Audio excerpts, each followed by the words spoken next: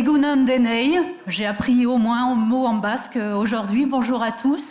Et nous voici rendus à la dernière table ronde de ces entretiens d'Inchao CETA 2020. Je dois dire que vu d'ici, c'est très singulier, parce qu'on voit que des visages masqués, mais on voit quand même vos réactions.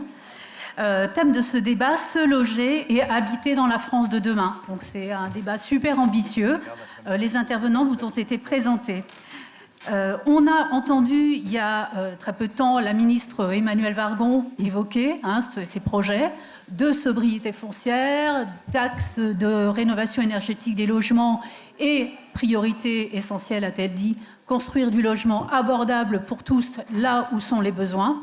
Bon, ça reste à définir où sont les besoins et ce que sont des logements abordables.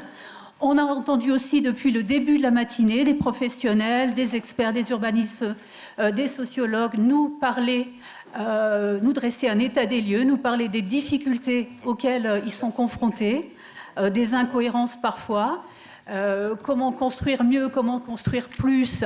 Moi, j'ai entendu beaucoup de choses très noires qui se sont conclues aussi par l'intervention du professeur Mouillard. Je pense que plus noir que noir, c'était pas possible, c'était du soulage grand genre. Et du coup, là, on aimerait aussi des propositions et avancer. Donc, cette dernière table ronde, les politiques qui font la ville, qui font nos vies aussi, un peu quand même, on va leur demander de nous aider à positiver ou en tout cas à construire. Alors, moi, j'avais pris une phrase comme ça, parce que j'aime bien, de Saint-Exupéry, qui dit « Pour ce qui est de l'avenir, il ne s'agit pas de le prévoir, mais de le rendre possible ». Donc, on va vous entendre sur comment vous allez rendre possible, contribuer à rendre possible notre avenir. Et je cède la parole à Benoît, qui va lancer le débat. Voilà, merci beaucoup. Donc, merci Catherine pour l'introduction. Benoît Barbedette, New Strong Cities. Voilà, grand plaisir de vous accueillir à cette table ronde. On va être normalement à 18h, donc on va tenir le timing. On va demander à nos 5 intervenants de faire autant que possible court et pragmatique. D'abord, on souhaitait vous interroger tous les 5 et de façon assez courte. Merci. On a eu 14h la ministre Emmanuelle Wargon qui nous a fait qui nous a présenté un peu sa ligne de conduite et sa philosophie. En quelques mots rapides, peut-être votre réaction sur ce qu'elle a dit à 14h, et puis ensuite on enchaînera sur ce qu'on a évoqué, donc les 3 séquences pour finir sur une vision peut-être optimiste, en tout cas des solutions.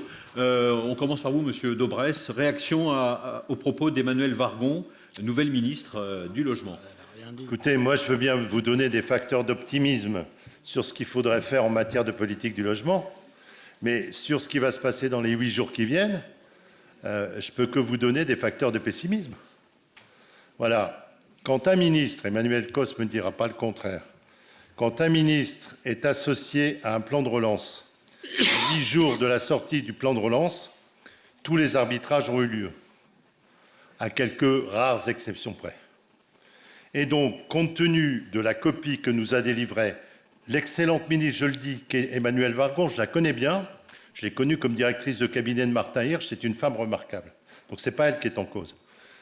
Mais compte tenu de ce qu'elle nous a donné comme copie, à l'évidence, le plan de relance ne sera pas accompagné d'un effort important en matière de construction et de logement. Sinon, elle n'aurait pas dit ce qu'elle a dit. Elle ne pouvait pas dire. Sinon, elle aurait dit d'autres choses. Elle aurait lancé des pistes, elle aurait donné un petit peu d'énergie. Moi, ce que je pense, c'est que, et Michel Mouillard l'a très bien dit, et Alexandra, Emmanuel, enfin tous ceux qui se sont exprimés l'ont dit aussi, la crise, elle ne date pas du Covid, la crise, elle s'est accélérée avec la loi Elan et l'ensemble des dispositifs qui ont été pris, qui ont porté un coup dramatique au logement social et aux sociétés qui construisent du logement social d'une part, et d'autre part à un certain nombre de segments fondamentaux de la politique de la construction, par exemple l'accession à la propriété ou la construction neuve. Bon. Et donc, je pense qu'il faut un plan, excusez-moi de dire ça, moi j'étais ministre du Logement il y a 15 ans. Sauf que l'avantage, l'inconvénient, c'est qu'on peut me dire que les choses ont évolué, mais l'avantage, c'est qu'entre le moment où vous prenez un secteur et où un plan donne des résultats ou pas, vous pouvez en témoigner. Moi, j'ai pris le secteur, il y avait 330 000 constructions neuves, on est passé à 480 000 avec le plan Borloo, et on a quadruplé l'accession à la propriété, on a triplé la production de logements sociaux. Bon. Donc, je peux dire qu'il faut un plan de la dimension du plan de cohésion sociale, compte tenu de la crise qui est devant nous, qui allait devant nous. Là, les chiffres de ce matin sont épouvantables. Enfin, voilà. Et c'est vrai qu'un ministre du Logement qui se prend les chiffres dans la figure comme ça, bon, enfin bref. Mais les chiffres sont épouvantables, ils vont continuer. Mais on l'avait annoncé, ça, dans les débats parlementaires, les uns et les autres. Bon. Mais donc, il faut un choc. La confiance, ça ne se décrète pas. Il faut un choc terrible. Et moi, je pense qu'il y a 3 problèmes, et j'arrête là. Oui, parce qu'après, on aborde en détail vos on l'a dit, la rapidité d'exécution. On est déjà très en retard. En 2008, on l'était beaucoup moins. 2, la gouvernance des dispositifs. Et là, je pense que le ministre du Logement, tout seul, ou de la Ville et du Logement, n'y arrive pas. Notre principal ennemi, c'est Bercy. Hein. Moi, j'ai passé 50% de ma vie de ministre à me battre contre le ministre de l'Économie et des Finances. Alors que j'aurais dû passer 70 à 80% de mon temps sur le terrain à territorialiser les politiques du logement. Bon. Donc, droite ou gauche, hein, je ne sais pas, sujet politique, politicien, je veux dire, ça continue. Donc, le problème, c'est qu'il faut un ministère très fort. Pourquoi le plan Borloo a réussi? Parce qu'il avait un ministère très fort de 6 ministres et une capacité à emporter les arbitrages budgétaires, parce que systématiquement, ça passait au-dessus de la tête, y compris du Premier ministre, et le Président de la République disait « c'est comme ça », on a décidé que c'était le plan majeur du quinquennat. Excusez-moi de vous dire que ce n'est pas, à l'écoute de ce que j'ai entendu cet après-midi, le plan majeur du quinquennat, alors que ça devrait l'être. Merci. Jean-Luc Laglaise, vous partagez son analyse et Alors, je serai plus la court dureté des propos. Je n'ai pas été ministre, donc ça n'est échappé à personne, et donc je serai plus court, et je ne me suis jamais confronté à Bercy. Donc ça devrait, et même si j'ai écrit des choses contre Bercy dans ce rapport que j'ai fait au Premier ministre d'ailleurs l'année dernière, je ne me suis jamais confronté à Bercy. Moi, j'étais plutôt satisfait de ce que j'ai entendu, mais ce que j'ai entendu, c'est parce que nous allons entendre mardi. Je pense qu'il y a aussi une règle de priorité à mettre en place avec le Premier ministre, et c'est le Premier ministre qui va annoncer un certain nombre de choses. On ne peut pas annoncer l'inverse non plus. Non, mais il ne va pas annoncer l'inverse, mais il ne va pas annoncer moins, de toute façon. Donc, moi, j'ai apprécié un certain nombre de choses qui ont été dites sur la rénovation et le logement neuf, c'est-à-dire qu'il faut faire les deux en même temps. Et donc, c'est quelque chose que je défends également. J'ai entendu des choses sur la surélévation, qui est un point qui me paraît majeur. La surélévation des immeubles, notamment dans les zones tendues, c'est une source, on en parlera tout à l'heure, oui, vraiment une source importante. J'ai entendu des choses également sur ce qui s'appelait avant la prime aux maires de bâtisseurs, mais en tout cas c'est un autre système, et là je pense qu'il y a un arbitrage contre Bercy qui a été gagné, et donc c'est plutôt un bon point. Donc je suis globalement satisfait, pas hilar, mais satisfait. Merci. On ne vous demande pas d'être hilar, non. Merci. Annie Guillemot. Oui, merci. Avant de répondre à votre question, je voudrais vraiment saluer toute l'équipe de bénévoles et des habitants de Bunus et toute l'équipe de Jean-Luc Desarreaux, qu'on ne l'a pas fait encore aujourd'hui. On les applaudit. Parce que vraiment, chapeau à eux, si on est là aujourd'hui, et quand même, avec le maximum de sécurité, c'est grâce à vous. Et regardez sur ma page Facebook, j'ai mis plein de photos hier, vous étiez au boulot, ils étaient en train de peindre l'estrade. Donc je vous le dis parce que c'est quand même important, et on est au service des habitants. En tout cas, moi c'est toujours comme ça que j'ai été maire de Bron pendant 17 ans, et j'en suis fière, et puis sénatrice. Moi, vraiment très rapidement, parce que je pense qu'on reviendra après, oui. Je suis un peu comme Emmanuel Cos, vraiment ce dont m'a parlé, et c'est pas une question de personne, c'était pas mon sujet. Et donc il y a quand même un sacré écart entre ce qu'elle nous a dit et la surélévation, je veux bien, mais entre ce qu'on vit au quotidien. Pour moi, une politique publique, c'est la réduction des écarts. On ne peut pas parler de justice sociale quand, sur un quinquennat, on enlève 7 milliards d'euros au logement. Quand on prépare une réforme sur le revenu universel, on va mettre l'APL dedans. Et l'allocation handicapée.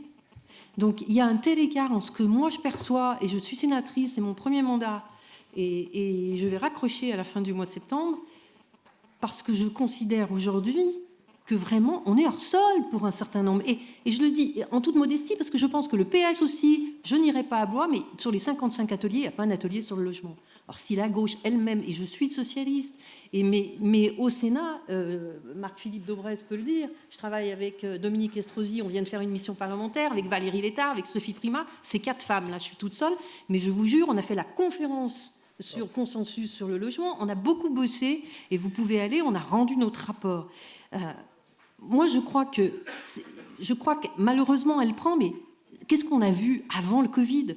L'État a fait les poches de l'USH et en ce moment, il est en train de faire les poches de Action Logement.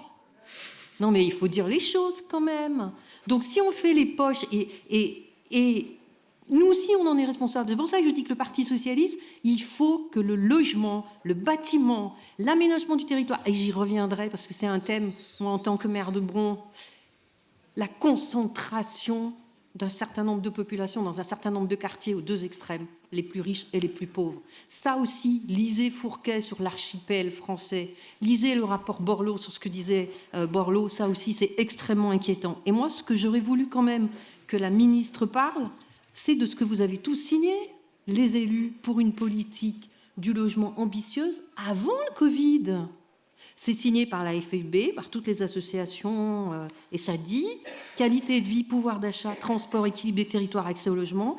Le logement façonne nos vies, nos villes, nos quartiers, nos campagnes. Il doit être au cœur du plan de relance. Et vous terminez, face à l'urgence sociale et économique, un pacte productif pour le logement s'impose. La politique de logement ne peut pas être uniquement guidée par le souci d'économie à court terme. C'est signé par l'USH, par tout le monde. Et vous dites, nous, acteurs du monde du logement, nous appelons les pouvoirs publics à avoir une vision stratégique et ambitieuse, une politique tournée vers l'investissement et l'emploi, parce que c'est aussi le logement, c'est le développement durable des territoires. Une politique mise au service de la population et de son pouvoir d'achat, et pas seulement guidée par le souci d'économie de court terme. Nous y sommes prêts dans l'intérêt de la France. Et bien, dans l'intérêt de la France, avec ce qui s'amène et 1,2 million de chômeurs en septembre, l'intérêt de la France, c'est que le logement, l'habitat et le bâtiment soient au cœur du prochain plan de relance. Et on est déjà très en retard. Bon, on va y revenir avec le premier point avec vous tout à l'heure. Monsieur Piolle, maire réélu de Grenoble. Alors, pareil, réaction aux propos d'Emmanuel Wargon. Pas grand-chose tellement à rajouter sur ce que dit M. Daubresse et Mme Guillemot. Je partage totalement ces deux expressions. C'est rare un consensus. Non, oui, c'est pas si rare. Et puis c'est rare quand... C'est pas si rare sur le logement. Oui, c'est pas si rare. Je ne sais pas si c'est assez rare sur le logement, parce que finalement, sur le logement, on a l'impression, on n'a pas entendu, en tout cas ces dernières décennies, de gouvernement annoncer qu'il voulait réduire l'offre de logement, voire même réduire la part de logements sociaux, etc. Donc finalement, les objectifs, on a l'impression qu'ils sont extrêmement consensuels. Ce qui n'est pas consensuel, c'est est-ce qu'on en fait un sujet politique, une question politique, une priorité politique, parce que ça touche notre quotidien, parce que c'est notre espace premier de vie, notre espace de refuge à travers lequel on se projette vers la société. Est-ce que ces inégalités sociales, géographiques, cette exposition au dérèglement climatique qui va s'accentuer, puisque les passoires thermiques sont à la fois un problème en hiver, mais le sont de façon de plus en plus majeure maintenant lors des périodes de canicule, finalement, tant qu'on dépolitise le discours sur le logement et que ça reste un discours technique de combien on va rénover, combien on construit, comment les objectifs ils sont partagés et la mise en œuvre elle est radicalement différente. Je rejoins ce qu'a dit Annie à l'instant. Moi je suis président d'un bailleur de logement social, d'un OPH à Grenoble. On s'est fait littéralement brisé en deux par la loi de finances 2018. 55 millions de loyers, la ponction du gouvernement, ça a été 6 millions. C'est-à-dire que là où sur 55 millions de loyers, on dégageait 2,5 millions et que déjà la tendance, c'était l'investissement des locataires pour servir à construire l'offre neuve, puisque maintenant, il faut des fonds propres, et ça évolue à une vitesse faramineuse, les fonds propres qu'il faut pour un bailleur social pour construire un logement neuf. Et on s'est retrouvé de plus de 2,5 millions de résultats moyenne sur 5 ans, à moins de 3 millions, et donc un plan d'économie à faire. Et donc une fois qu'on a les reins cassés, on peut nous mettre finalement toutes les carottes qu'on veut, toutes les politiques qu'on veut, mais finalement l'axe central aujourd'hui du gouvernement effectivement ne s'appuie pas sur le logement, et malheureusement je pense que c'est un tort, parce que nous devrions sur les questions centrales qui meublent, qui occupent, qui sont centrales dans nos vies, l'alimentation, la santé, le logement, la mobilité, ça devrait être des sujets éminemment politiques et pas finalement une contingence technique. Donc je ne doute pas de la bonne volonté et des compétences et de l'engagement de la ministre, je doute juste de sa capacité à mettre en œuvre. Et donc comme elle ne va pas avoir de capacité à mettre en œuvre, eh ben, on va faire d'un sujet majeur effectivement l'élévation d'un immeuble ou je ne sais pas quelles règles techniques qu'il faudrait abroger ou rajouter, mais finalement qui reste extrêmement périphérique par rapport au sujet global. D'autant que, je crois, 30% de constructibilité, ça a été un projet, ça a déjà été fait, non bon. Ça a déjà été affiché comme objectif. Voilà. Ça a déjà été proposé, en tout cas. Proposé, d'accord. Et Stéphane Par un ancien président. Par un ancien président. Celui juste avant. Non, celui encore avant. Encore avant, ouais. Stéphane Peu. Oui, moi je suis partagé parce que c'est la première fois que j'écoutais Emmanuelle Wargon parler du logement, puisque elle n'a pas eu beaucoup d'occasion de s'exprimer, donc j'étais attentif. Et selon la version optimiste ou pessimiste, j'ai envie de dire de deux choses l'une. Puisque l'annonce du plan de relance a été décalée, elle avait un devoir de réserve pour ne pas voler au Premier ministre le contenu des annonces, et donc elle n'a rien dit. Ou alors, version plus pessimiste, il n'y aura rien dans le plan de relance sur le logement. Je ne sais pas laquelle est mieux, en fait. Et donc elle n'avait rien à dire sur le sujet. Mais en tout cas, on ne peut pas dire que dans les propos qui ont été tenus, en dehors des généralités sur lesquelles on peut être d'accord, il faut construire là où il y a des besoins pour ceux qui en ont besoin. On est tous d'accord, et je pense que tous les ministres du logement peuvent le dire, mais il n'y a eu aucune annonce. Et moi, j'en attendais au moins 3 sur le plan de relance.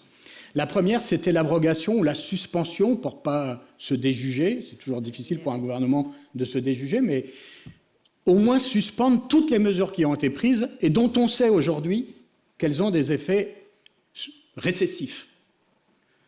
La RLS sur les bailleurs sociaux, les suspendre sur l'exercice 2020 et 2021 pour relancer des capacités d'investissement, ça vient d'être dit à l'instant par Éric Piolle.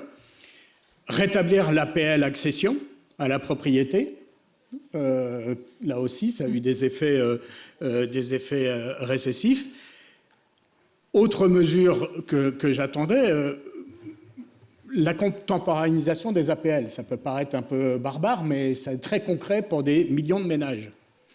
Moi, j'avais un doute et j'ai critiqué la mesure parce que quand on présente une mesure de justice sociale avec à la clé 1 milliard d'économies sur des prestations sociales, j'ai toujours un doute sur le caractère social de la mesure. Bon, c'est pas bon. Mais à partir du moment où on me dit oui, mais on prend en temps réel les revenus et donc c'est plus juste, très bien. Mais là, on est au-devant d'une crise majeure. Enfin, pas au-devant, on rentre dans une crise majeure. Il y a plein de ménages qui se retrouvent au chômage. Il y a plein de ménages qui étaient en intérim, qui n'ont plus de contrat d'intérim, etc., etc. Il y a une montée, et ça va continuer dans les mois qui viennent, de la pauvreté. Qu'attendons-nous, qu'attend le gouvernement pour mettre en place cette grande mesure de justice sociale, qui est celle de contemporanéiser les APL, de façon à ce que l'effet immédiat de la perte d'emploi ou de la perte d'un contrat de travail puisse se traduire par la compensation à l'instant T par les APL. Alors, moi, je suis quand même étonné que quand ça fait faire des économies, c'est une mesure de justice sociale, et au moment où on est devant une grande crise économique et sociale qui s'annonce, on n'en parle plus et on renvoie à je ne sais quand une mesure qui est prête, sur laquelle tous ceux qui techniquement devaient travailler sur le sujet sont prêts. Puis enfin, la troisième mesure que j'attendais, on sort des élections municipales, ça a été évoqué tout à l'heure, il faut, au moment où les collectivités locales sont quand même en proie à de nombreuses difficultés, il faut un vrai geste d'aide aux maires bâtisseurs pour que le sujet sur construire ou ne pas construire ne soit pas un sujet de finance, d'accompagnement en équipement public, mais que soit un vrai sujet de choix politique. Et là, chacun sera devant ses responsabilités. Merci. Alors, c'est presque... Vous passez je veux dire, la main pour Madame Guillemot, puisque vous avez déposé le 15 mai au Sénat une proposition de loi d'urgence pour le logement. donc qui revient un peu sur ce qui a été dit finalement. Hein. Pouvez-vous nous expliquer à la fois la proposition et puis surtout ce qu'elle sous-entend dans le contexte qui a été évoqué de crise économique actuelle? Oui. C'est vrai qu'après la mission parlementaire que nous avons faite avec Dominique Estrosi-Sassonne, qui est aussi sénatrice LR, nous étions toutes les deux, nous avons fait une mission sur l'ensemble du secteur logement et hébergement. Et nous avons rendu donc notre mission, il est sur le site du Sénat. Et c'est vrai que moi, je ne voyais pas venir des propositions de relance pour faire face à un certain nombre de choses. Et on avait eu plein de choses qui remontaient.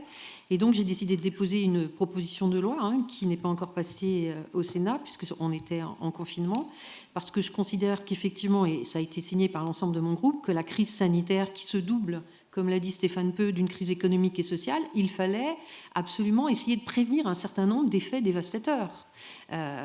Et notamment, LRS, etc., je ne vais pas revenir là-dessus, mais j'avais souhaité aussi créer un abondement du Fonds de solidarité logement de 250 millions d'euros dédié à l'aide d'urgence à la quittance, d'ailleurs ce que les associations liées à la pauvreté et l'exclusion, la Fondation Abbé Pierre avait demandé, parce qu'aujourd'hui on a un fonds de solidarité de l'ordre de 700-800 millions qui est avec les départements et les communes, mais vous avez par exemple, et je suis bien placée à Bron puisque j'avais une copropriété privée dégradée, Terraillon, extrêmement forte, les copropriétaires particuliers ne peuvent pas y avoir accès. Et donc aujourd'hui, j'avais fait aussi un amendement qui a été refusé, que les banques puissent pendant 3 mois à 6 mois surseoir pour le remboursement d'emprunt. Tout a été refusé.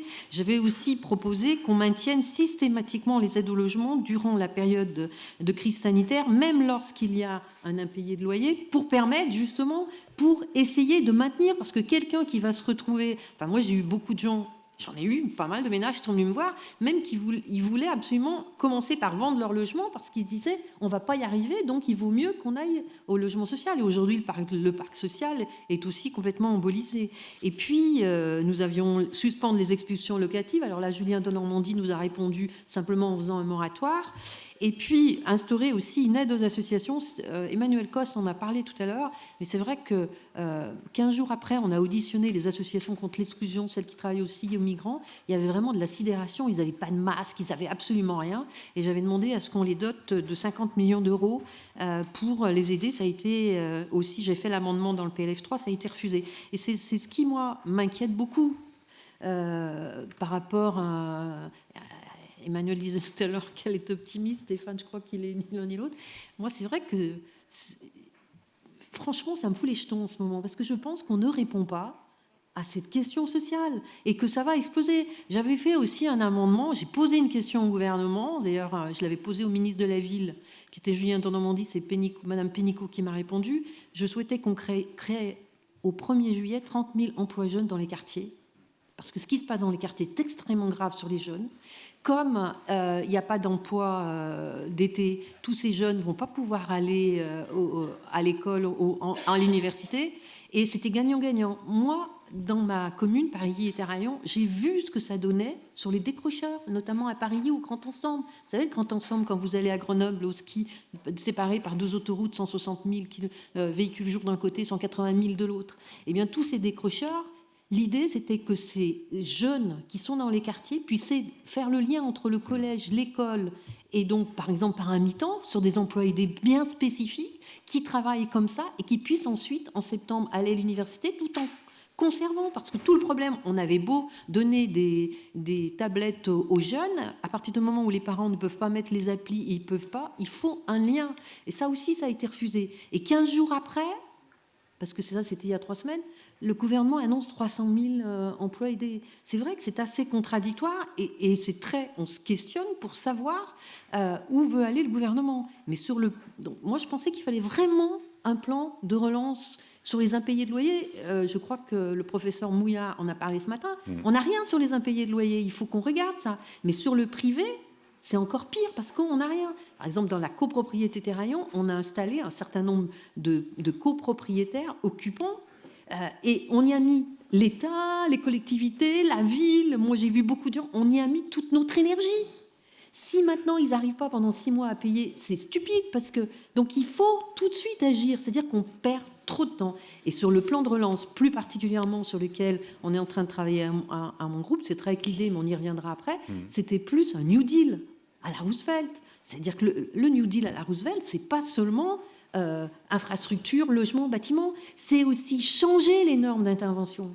Aujourd'hui, les politiques publiques, est-ce que c'est vraiment la réduction des écarts? Nous, on y est aussi responsable, on a été au pouvoir, on a fait un millefeuille. Mais aujourd'hui, depuis 2 ans, on a un millefeuille doublé d'un pain d'épices. Mais oui, c'est une boîte à outils. Or, le logement, et je vais finir là-dessus, pour moi, le logement, ce n'est pas une question technique. Et même si je suis ingénieur de CPE et géographe, pour moi, j'ai vraiment une analyse spatiale aussi sur la concentration aux 2 extrêmes. Et j'y reviendrai dans la deuxième partie. Je crois qu'il faut bien se dire aujourd'hui, et moi j'y suis extrêmement sensible, le logement, on peut loger un logement, mais il faut habiter un quartier.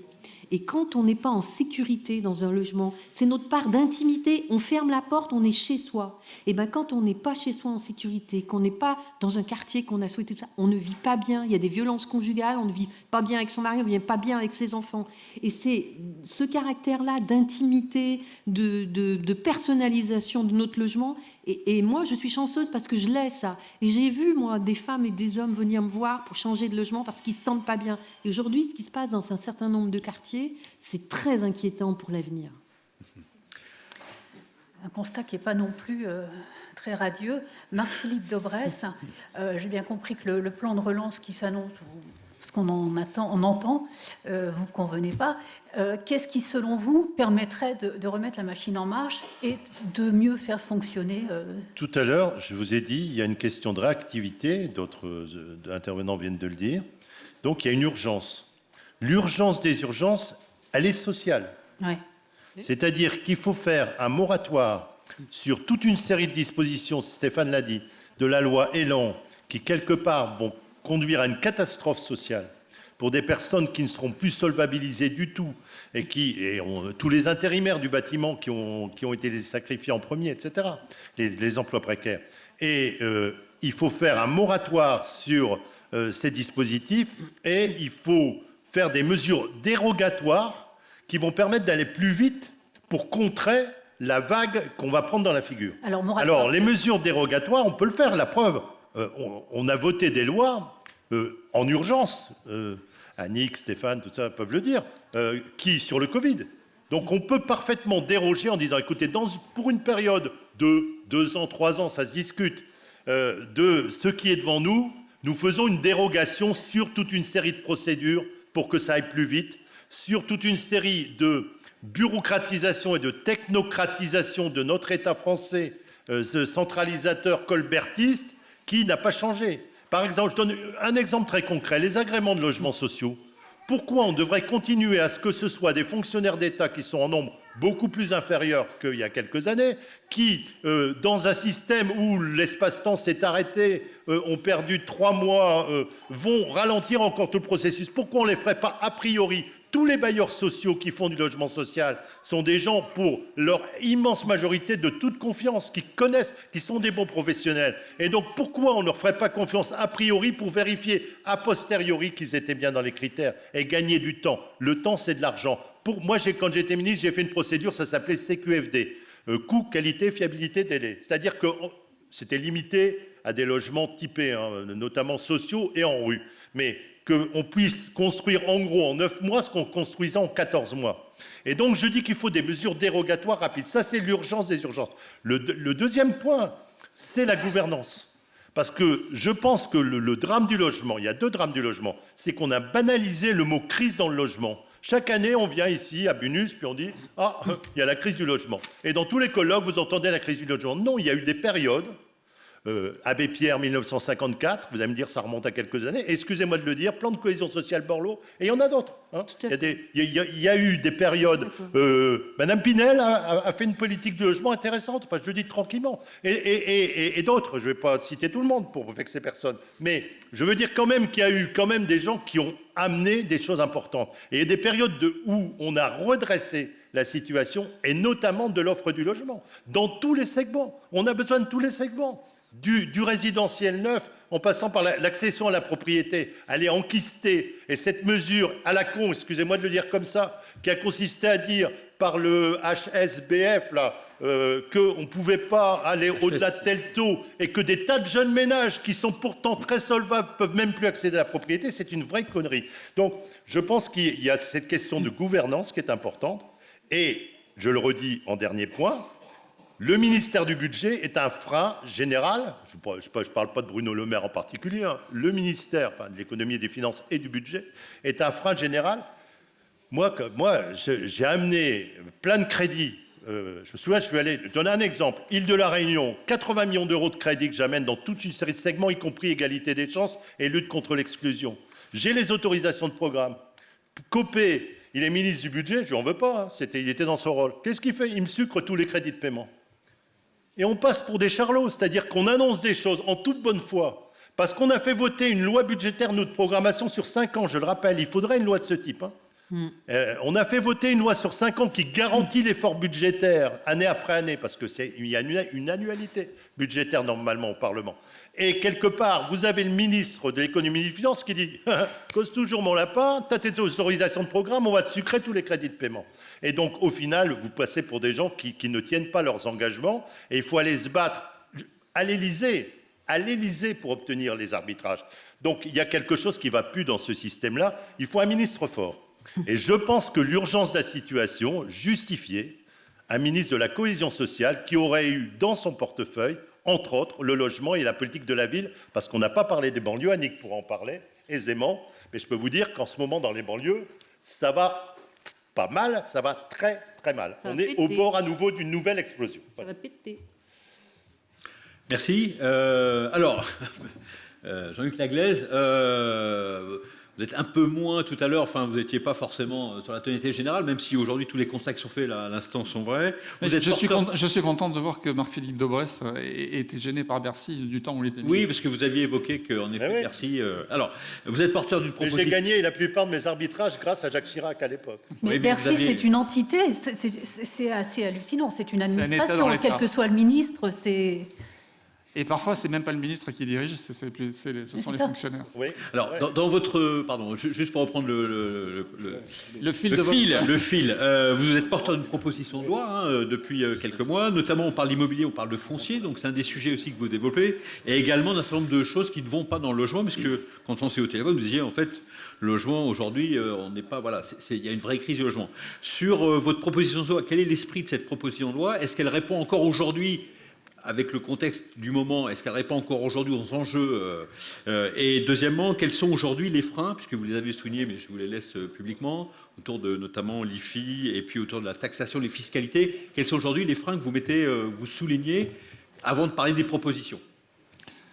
D'abord, cette proposition de loi, elle est issue d'une mission que m'avait confiée le Premier ministre, le précédent, Édouard Philippe, sur la lutte, ou en tout cas de lui donner des idées pour lutter contre la spéculation foncière.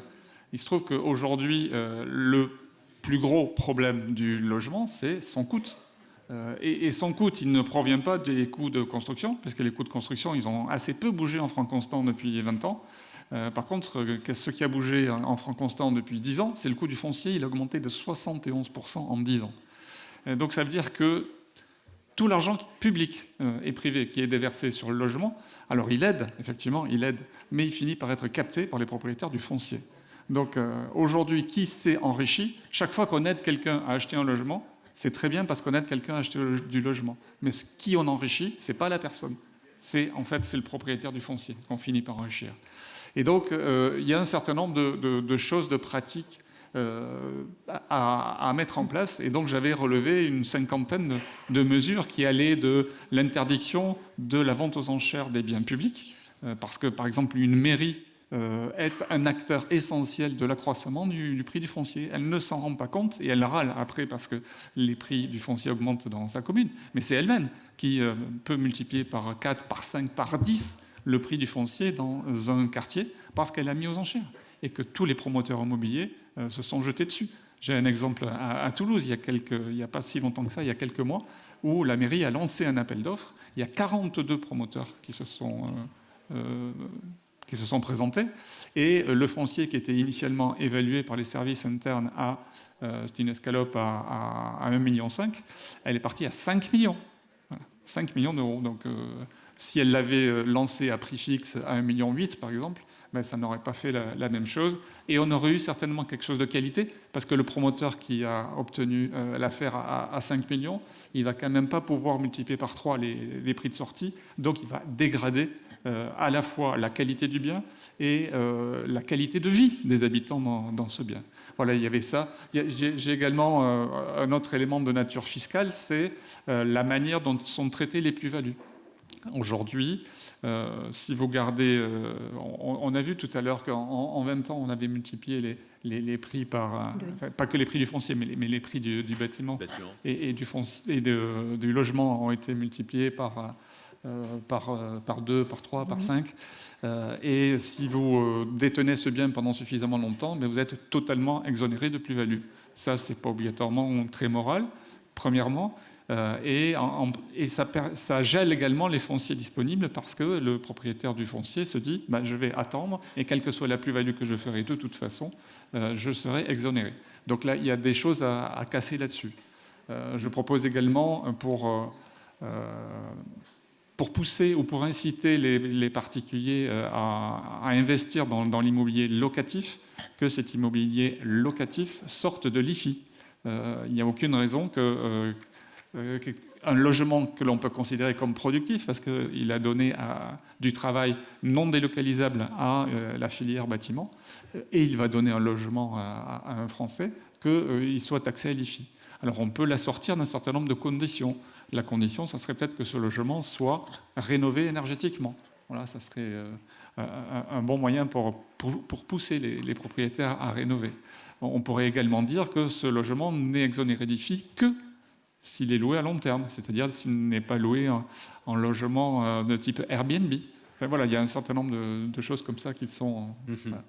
Et donc sur ces 50 propositions, il y en a un certain nombre qui ont été prises par le MoDem pour en faire une proposition de loi que j'ai travaillé avec tous les groupes politiques à l'Assemblée nationale, notamment avec Stéphane Peu, qui a retouché quelque chose que je trouve extrêmement intéressant d'ailleurs.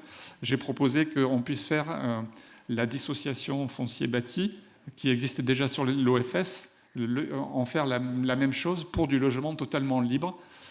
Et Stéphane a rajouté intelligemment d'ailleurs, que les OFL, donc libres, soient systématiquement publics ou à capitaux majoritairement publics. Et j'ai trouvé que c'était bien. Et donc on l'a mis en place. Et cette loi a été votée à l'unanimité à l'Assemblée. Voilà.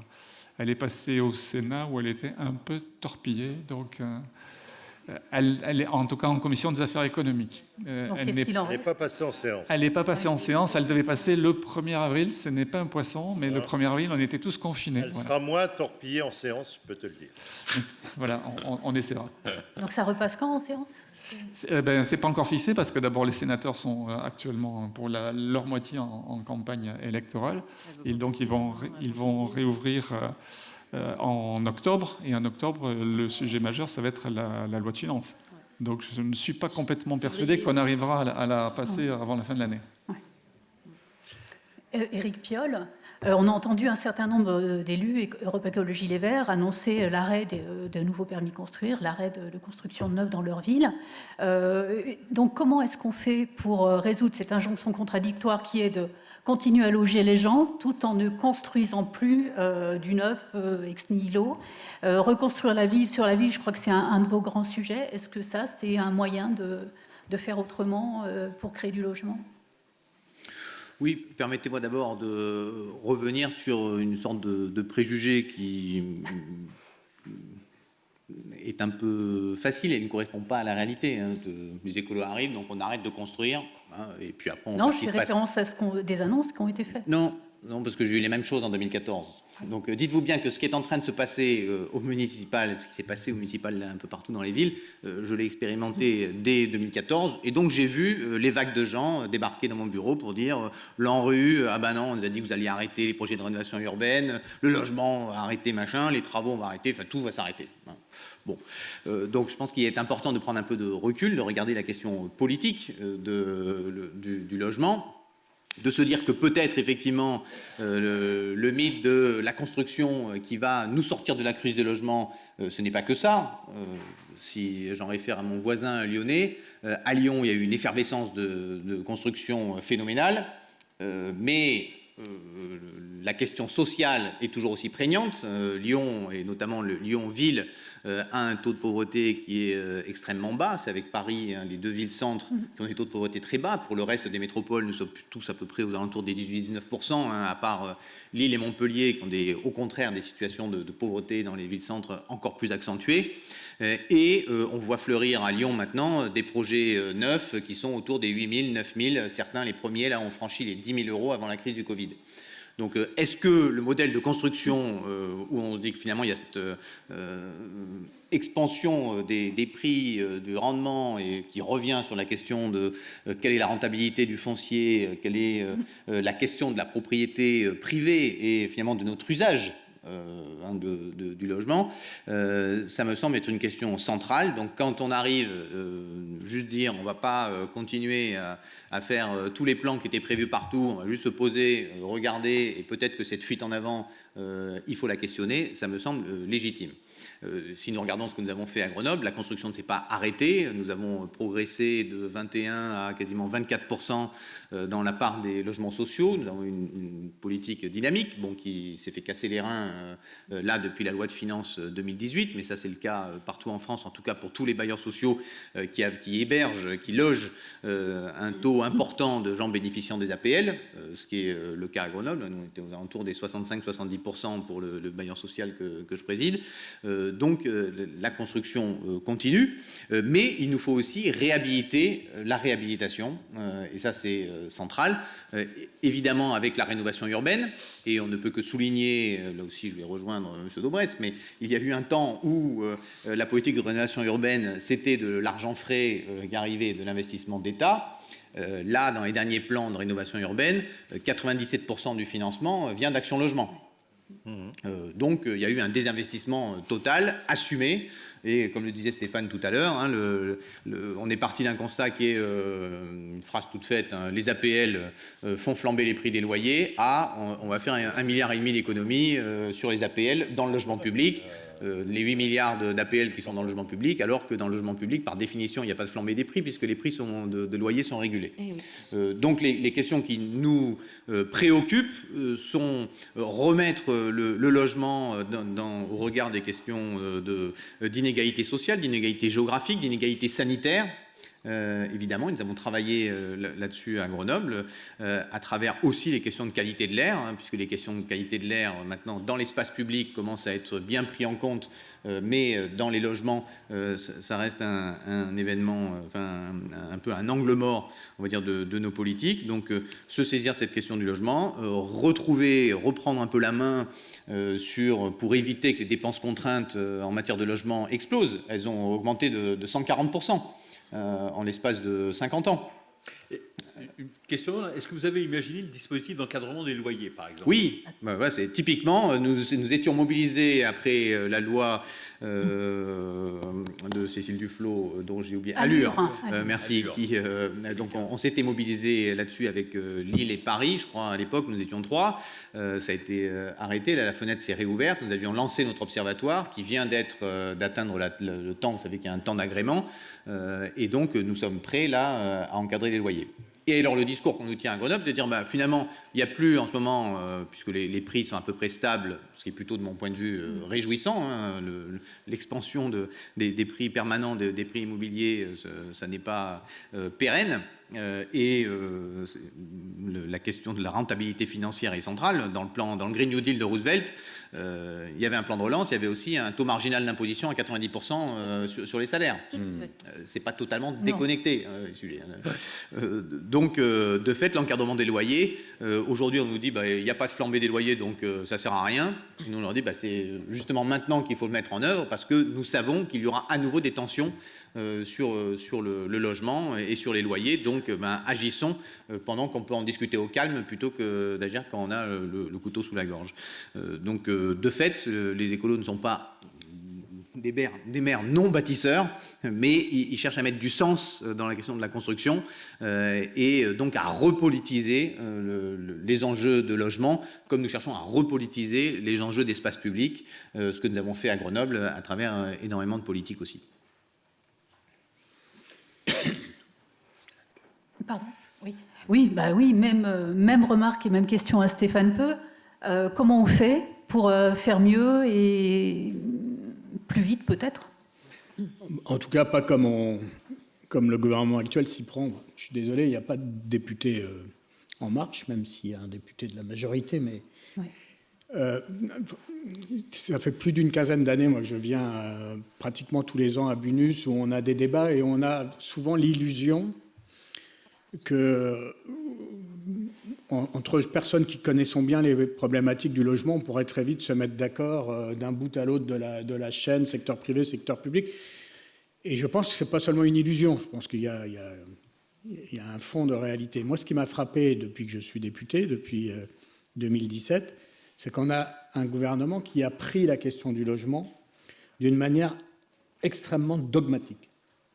C'est-à-dire qu'il est rentré dans la problématique du logement en plaquant un dogme ultra-libéral, je le dis comme je pense, pour en avoir beaucoup discuté avec de Normandie quand il était en charge, en pensant que c'était une hérésie dans un pays comme la France d'avoir une économie aussi mixée entre le public et le privé dans le secteur du logement.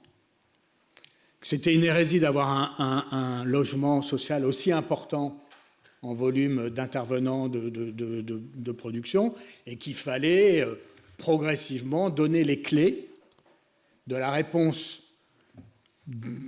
politique du pays à la question du logement, donner les clés au secteur privé. Et alors c'était très étonnant parce qu'en plus, cette réflexion, d'abord qui ne correspondait pas à l'ADN et à l'histoire de notre pays, mais indépendamment de ça, c'est qu'en plus c'était totalement un contresens historique.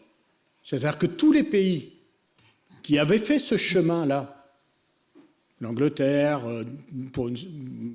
l'Angleterre étant le pays qui allait le plus loin dans le domaine, notamment au moment de Thatcher, mais aussi l'Allemagne, d'autres pays, tous étaient en train de revenir en arrière. Par exemple, on a vu, au moment où le gouvernement bataillait sur la loi Elan, on voyait l'Allemagne décider d'un grand plan d'investissement national de 7 milliards et de se redonner des outils publics du logement. Pour avoir, et donc, ils sont en train de se recréer un secteur HLM. Ça me fait penser un peu à l'époque où, en Espagne, avant la crise immobilière en Espagne, les plus libéraux dans notre pays prenaient l'Espagne comme l'exemple à suivre du toute accession à la propriété avant que la crise explose et que les Espagnols viennent nous voir, les uns et les autres, les municipalités, l'État espagnol, de droite comme de gauche d'ailleurs, venaient nous voir en nous disant « oui, mais donnez-nous un peu les recettes pour se donner un secteur d'économie sociale et solidaire ou d'un secteur public du logement, parce qu'on ne peut pas trouver l'équilibre autrement que par une certaine mixité de l'économie avec un secteur contracyclique qu'est le secteur social, un secteur privé, et puis surtout une capacité à loger tout le monde dignement. Et alors, on a un gouvernement qui est rentré avec une option très dogmatique et très libérale sur un problème qu'il ne maîtrisait pas vraiment et qui, sans écouter beaucoup les acteurs, en écoutant peut-être beaucoup Bercy, encore que je ferai remarquer à tous les ministres qui se réfugient derrière Bercy que quand on est ministre de l'Agriculture, on dit c'est Bruxelles, et quand on est ministre du Logement, on dit c'est Bercy. Mais enfin, c'est toujours une politique choisie et décidée et qu'il faut assumer. Moi, ce que je pense, c'est que la crise du logement, c'est en France, et depuis un moment, c'est une crise du logement. Il est trop rare et il est trop cher. Donc il faut produire plus et produire moins cher. Ah, comment on fait ? Alors, la grande question, c'est de consolider les atouts de ce pays, qui sont des atouts centenaires, Et tout ce qui est ancien n'est pas forcément à jeter. Il faut le moderniser, il faut l'adapter, il faut le revisiter, autant que il faut le réinventer, si vous voulez, mais qu'un modèle centenaire d'une mixité dans le secteur du logement.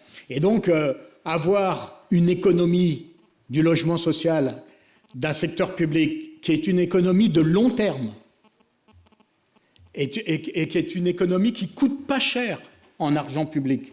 Parce que je rappelle quand même que l'essentiel du secteur du logement HLM, qui est en France un logement généraliste, qui loge les 2/3 des Français, on a rappelé tout à l'heure ce qu'était la réalité du salariat dans notre pays, c'est un logement qui doit garantir une certaine mixité sociale, qui s'adresse sur des piliers de financement qui sont l'épargne populaire d'un côté, à travers le livret A, le 1% logement à travers des cotisations sociales et salariales, et un peu de subventions publiques. C'est ça les 3 piliers de financement, mais qui ont de valeur que si on leur conserve leur caractère de long-termiste.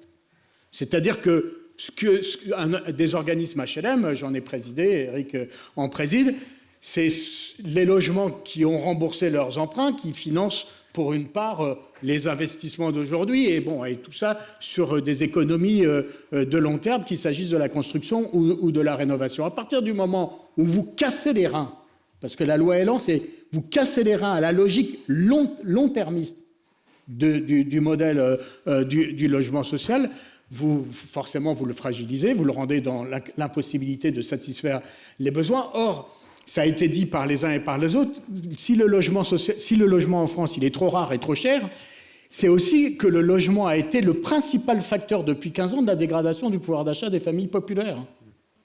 Et que quand même, quand au début des années 60, si on en prend l'INSEE, le logement, tout statut confondu, propriétaire, locataire, du privé, du social, tout statut confondu, le logement dans le budget des ménages français pesait 8% du budget des ménages. Aujourd'hui, il pèse 28%. Et dans certaines agglomérations, comme l'agglomération parisienne, et plus vous êtes pauvre, plus ça prend une proportion importante qui peut être de 40 à 45% pour certains ménages populaires. Et donc, vous avez là un facteur premier de dégradation du pouvoir d'achat, des frustrations énormes. Et si on oublie que la crise que connaît notre pays et qui va s'aggraver est avant tout une crise sociale, une crise du pouvoir d'achat, moi je vous renvoie, et je conclus par là, au sondage qu'a publié Libération hier ou avant-hier, qui d'ailleurs devra interroger aussi les rédactions sur leur ligne éditoriale qui mettent ces derniers jours les questions de sécurité le matin, midi et soir, c'est pas Éric Piolle qui va me dire le contraire, alors que les Français disent, voilà nos 4 priorités, l'emploi et le chômage, les inquiétudes sont immenses, notre système de soins et la crise de notre système de santé, les questions d'environnement et les questions de pouvoir d'achat. Mais dans les questions de pouvoir d'achat, quand on parle pouvoir d'achat et quand les Français s'inquiètent sur leur pouvoir d'achat, et c'était l'expression principale du mouvement des Gilets jaunes, ils s'inquiètent, entre autres choses, de la part dans la dégradation de ce pouvoir d'achat que prend le logement. Alors vous mettez le prisme sur le logement social, mais les Français les plus pauvres sont beaucoup logés aussi dans le parc privé. Donc l'action n'est pas... Enfin, est-ce que l'action... Plus logés plus dans le parc privé, loyer social de fait. Social de fait que dans le parc public. Oui. Hein Oui. Donc l'action elle oui, peut pas être aussi en direction du parc privé. Avec une explosion de charges. Mais j'ai déposé 3 propositions de loi sur le logement. J'ai dit ça à la ministre tout à l'heure. Je dis si ça l'intéresse, je suis à sa disposition. J'ai 3... Bon, moi, j'ai pas eu le même sort que la proposition de loi de Jean-Luc Laglaise, à laquelle j'ai collaboré avec bonheur, parce qu'un député de la majorité qui voulait socialiser les plus-values, je me disais quand même que ça méritait de l'aider un peu, Mais la majorité est plurielle. Ben voilà, on y est au compte. Même si entre le rapport qu'il a sous la main là, et qui est extrêmement intéressant et que j'invite tout le monde à lire, et, en ligne sur le site. Et ce qui est ressorti dans la proposition de loi, on a raboté beaucoup de ses intentions, mais bon, le tout c'était d'y arriver. On n'a rien raboté. Tu sais très bien qu'une proposition de loi qu'émet un député, déjà ne peut pas contenir de dispositifs fiscaux, parce que la fiscalité, c'est un domaine réservé du gouvernement. Donc il n'y a qu'un projet de loi du gouvernement qui peut parler de fiscalité. Et là, il y a quand même un tiers de propositions qui sont de nature fiscale, donc celles-là, on ne pouvait pas les mettre en place. Et ensuite, une proposition de loi qui émet un député, elle doit être examinée dans une niche. Et une niche, elle dure à l'Assemblée une journée, au Sénat une demi-journée. Ça veut dire que ce qui n'est pas traité et voté, amendement compris, à la fin de la journée ou à la fin de la demi-journée, ça passe à la niche suivante. Donc ce n'est pas voté. Donc il faut systématiquement se limiter. Et en général, une proposition de loi émise par un député, elle fait 1 ou 2 articles. C'est pour empêcher les parlementaires de gêner le la mienne, elle faisait 6 ou 7 articles quand même. Et Oui, on avait peur qu'elle ne passe pas la journée. Bon, moi, ce que je voulais juste dire pour conclure sur le logement privé. Sur le logement privé par rapport aux ménages pauvres. Moi, j'ai fait une proposition de loi qui est issue de l'avant-dernier rapport de la Fondation Abbé Pierre, qui avait mis l'accent sur le logement indigne et sur le logement insalubre. Bon, les chiffres qui ont été à peu près validés par tout le monde, publiés par la Fondation Abbé Pierre, c'est qu'il y a 600 000 logements insalubres en France. Et 1,3 million de logements, plus ou moins. Oui, mais bon, considérer insalubre, c'est un chiffre. Et un plan sur 10 ans pour éradiquer l'habitat insalubre, c'était suite notamment au drame de la rue d'Aubagne à Marseille, c'est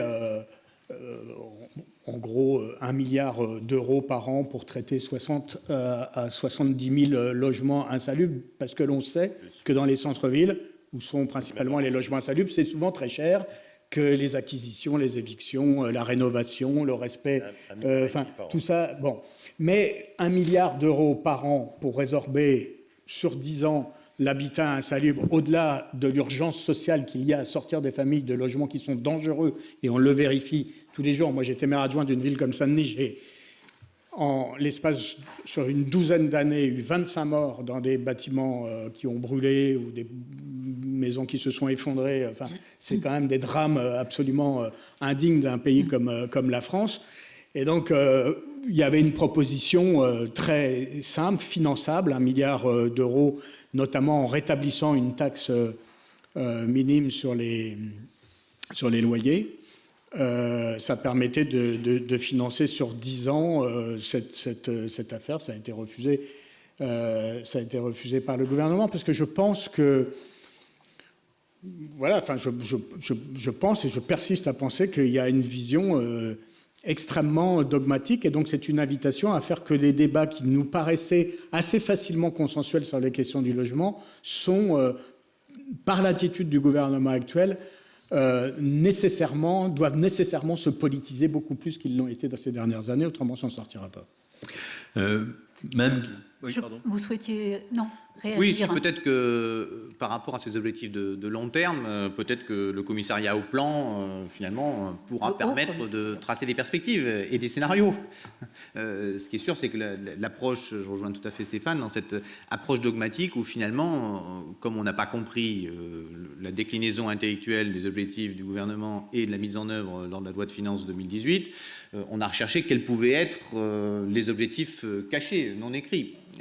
Et ces objectifs cachés et non écrits, à part mettre la main sur le patrimoine du logement, à part privatiser, comme tu le disais, ce patrimoine qui est un patrimoine commun, on n'a pas réussi, en tout cas moi je n'ai pas réussi à trouver d'autres objectifs qui puissent, alors ou bien c'est de la pure incompétence et une déconnexion entre l'objectif et le résultat, donc il peut y avoir au moins peut-être un peu de précipitation dans l'approche, mais il peut quand même y avoir sous-tendu un objectif qui, là, correspond à une ligne effectivement extrêmement dogmatique, mais extrêmement violente pour un axe, je le redis, qui est central dans nos vies et central dans les politiques publiques qui, toutes, devraient aujourd'hui avoir pour objectif, et ça rejoint les préoccupations du Français qui étaient là, de se dire à chaque fois qu'on agit, comment on garantit des sécurités et des sécurités du quotidien.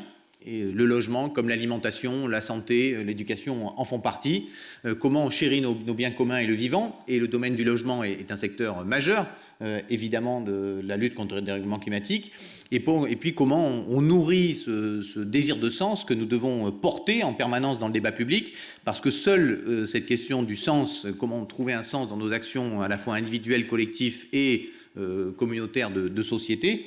Seule cette question-là permettra de renverser un peu la table et d'arriver à des éléments très concrets qui sont à peu près sur la table quand même dans le domaine du logement, mais à partir d'un cap politique. La technique, en fait, cache derrière une vision libérale. L'approche technique du logement cache une vision libérale du logement. Oui, d'autant que sans vouloir... Enfin, moi, je n'aime pas la parano en général et en particulier en politique, mais il se trouve que, comme élu de la région parisienne, j'étais confronté à la privatisation d'ICAD, à la cession du patrimoine d'ICAD. Et j'ai vu les mêmes personnes qui étaient à la manœuvre pour... C'était 45 000 logements quand même, on n'était pas sur une bagatelle. Et ça a été dramatique. J'ai vu les mêmes personnes qui avaient pensé cette affaire-là être à la manœuvre, notamment sur le volet logement social de la loi Elan. Donc il y avait un modèle. Bon, après, moi, ce que je ne reproche pas à ces gens de défendre ce modèle-là, même si je le conteste, ce que je reproche, c'est que le gouvernement l'achète sans le confronter à d'autres points de vue. Le schéma, il est très simple, ICAD, en 2 mots. 1, vous affaiblissez financièrement le secteur HLM. 2, vous obligez à vous regrouper et à vous sortir du contrôle des politiques des territoires. Donc vous faites des groupes qui successivement deviennent de plus en plus grands. 3, vous ouvrez le capital. 4, vous vendez. Voilà. Oui. Et ICAD, ça s'est fait sur 10 ans. Je connais parfaitement... voilà, on fait de la SIC à ICAD, après on ouvre en bourse, et puis ensuite on vend et on fait une plus-value énorme. Il y a M. de Bresse, mais Annie Guillemot avait demandé la parole juste avant. Oui, je voulais réagir parce que moi, mes 2 collègues là, de gauche, je pense effectivement que c'est beaucoup plus profond, cette politique du gouvernement. Et c'est vraiment une conception des libérales. On l'a vu au cours des différents projets de loi. Il n'y avait pas de prise en compte de la protection des citoyens, des locataires, ni par rapport aux enjeux de cohésion sociale. Et c'est vrai que moi, ça m'avait troublée parce que quand on a eu aussi les ventes HLM, l'attaque contre le modèle économique, mais aussi les ventes HLM, ils étaient même allés jusqu'à proposer, alors ça avait été la cerise sur le gâteau, qu'on taxe chaque vente HLM pour alimenter le FNAL. Enfin, c'était quand même quelque chose qui a choqué bon nombre d'ailleurs de sénateurs, majorité ou pas majorité. Et c'est vrai qu'il y a 18 mois, la réponse parce qu'on dit c'est Bercy, mais la réponse de M. Darmanin, alors ministre des Comptes publics, à un journaliste qui lui demandait comment ils allaient financer toutes les aides, toute la baisse des impôts, notamment la taxe d'habitation plus tout le reste, 19 milliards sur la taxe d'habitation, en tout 27 milliards, et il répond il y a 18 mois. Grâce aux économies effectuées sur des réformes déjà entreprises, le logement, les contrats aidés, l'assurance chômage et l'audiovisuel. C'était il y a 18 mois, réponse à un journaliste, je crois que c'est dans Libération. Moi, ça m'avait choqué, ça. Parce que ça va à l'encontre de toutes qui sont mes convictions. Alors qu'il faut quand même rappeler, on ne le rappelle jamais, en 2018, le logement a rapporté à l'État 77 milliards d'euros de recettes fiscales, plus 4%, alors qu'il n'a dépensé que 40 milliards d'aides, moins 4,5%. Et on attend les chiffres 2019. Donc ça rapporte à l'État. Il ne faut pas l'oublier non plus. Et c'est indélocalisable. C'est non délocalisable.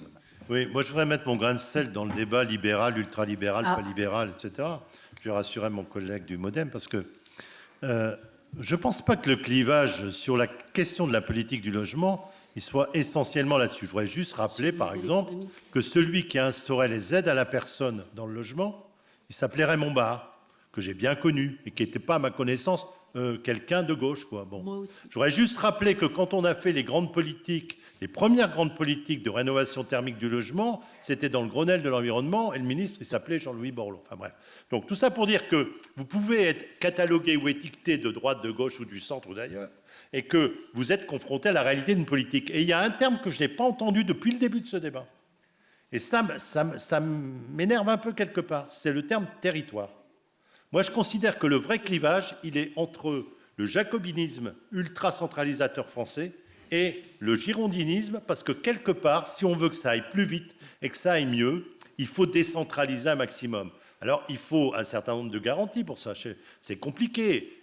Annick a dit tout à l'heure, elle a raison. Il y a des nouvelles équipes, ou Emmanuel Cos, il y a des nouvelles équipes qui ont pris en main des mairies. Il faut un peu de temps d'adaptation. Les métropoles ne sont pas mises en place tout de suite, etc. Il n'empêche que, quand, avec Borloo, nous avons décentralisé les aides à la pierre, ce coup-ci, en 2004, dans le plan de cohésion sociale, on a fait des contrats avec les grandes métropoles pour ce qui concerne les agglomérations et avec les départements pour ce qui concerne les zones rurales, et on a été infiniment plus efficient que si on avait laissé tout ça là-haut. Alors le risque, c'est qu'il faut surveiller, parce qu'évidemment, la tendance de l'État centralisateur, quand on décentralise, c'est de dire je vous décentralise de moins en moins de choses. Et on a vu, par exemple, sur la politique de la ville, qu'entre le plan Borloo initial de l'ANRU et puis le plan Bartolone, par exemple, quelques années plus tard, on avait dégraissé singulièrement l'argent qu'on décentralisait. Mais si on raisonne à moyens constants et qu'on fait confiance beaucoup plus au terrain, on sera effectivement plus efficient.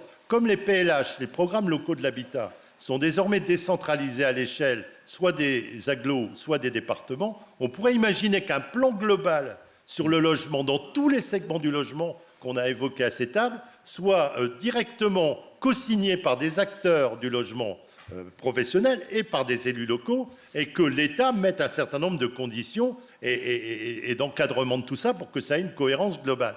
Et je pense que si M. Castex est bien l'homme qu'on nous dit qu'il est, et qui va être l'homme de la décentralisation, là, il y a un beau chantier qui serait un beau chantier pour le logement, parce que sinon, on va toujours être enquisté dans les mêmes débats, qui sont les débats qui durent depuis 20 ou 30 ans, et quelque part, si on veut donner un influx supplémentaire, outre les mesures dérogatoires que j'évoquais tout à l'heure, là, c'est l'urgence sociale.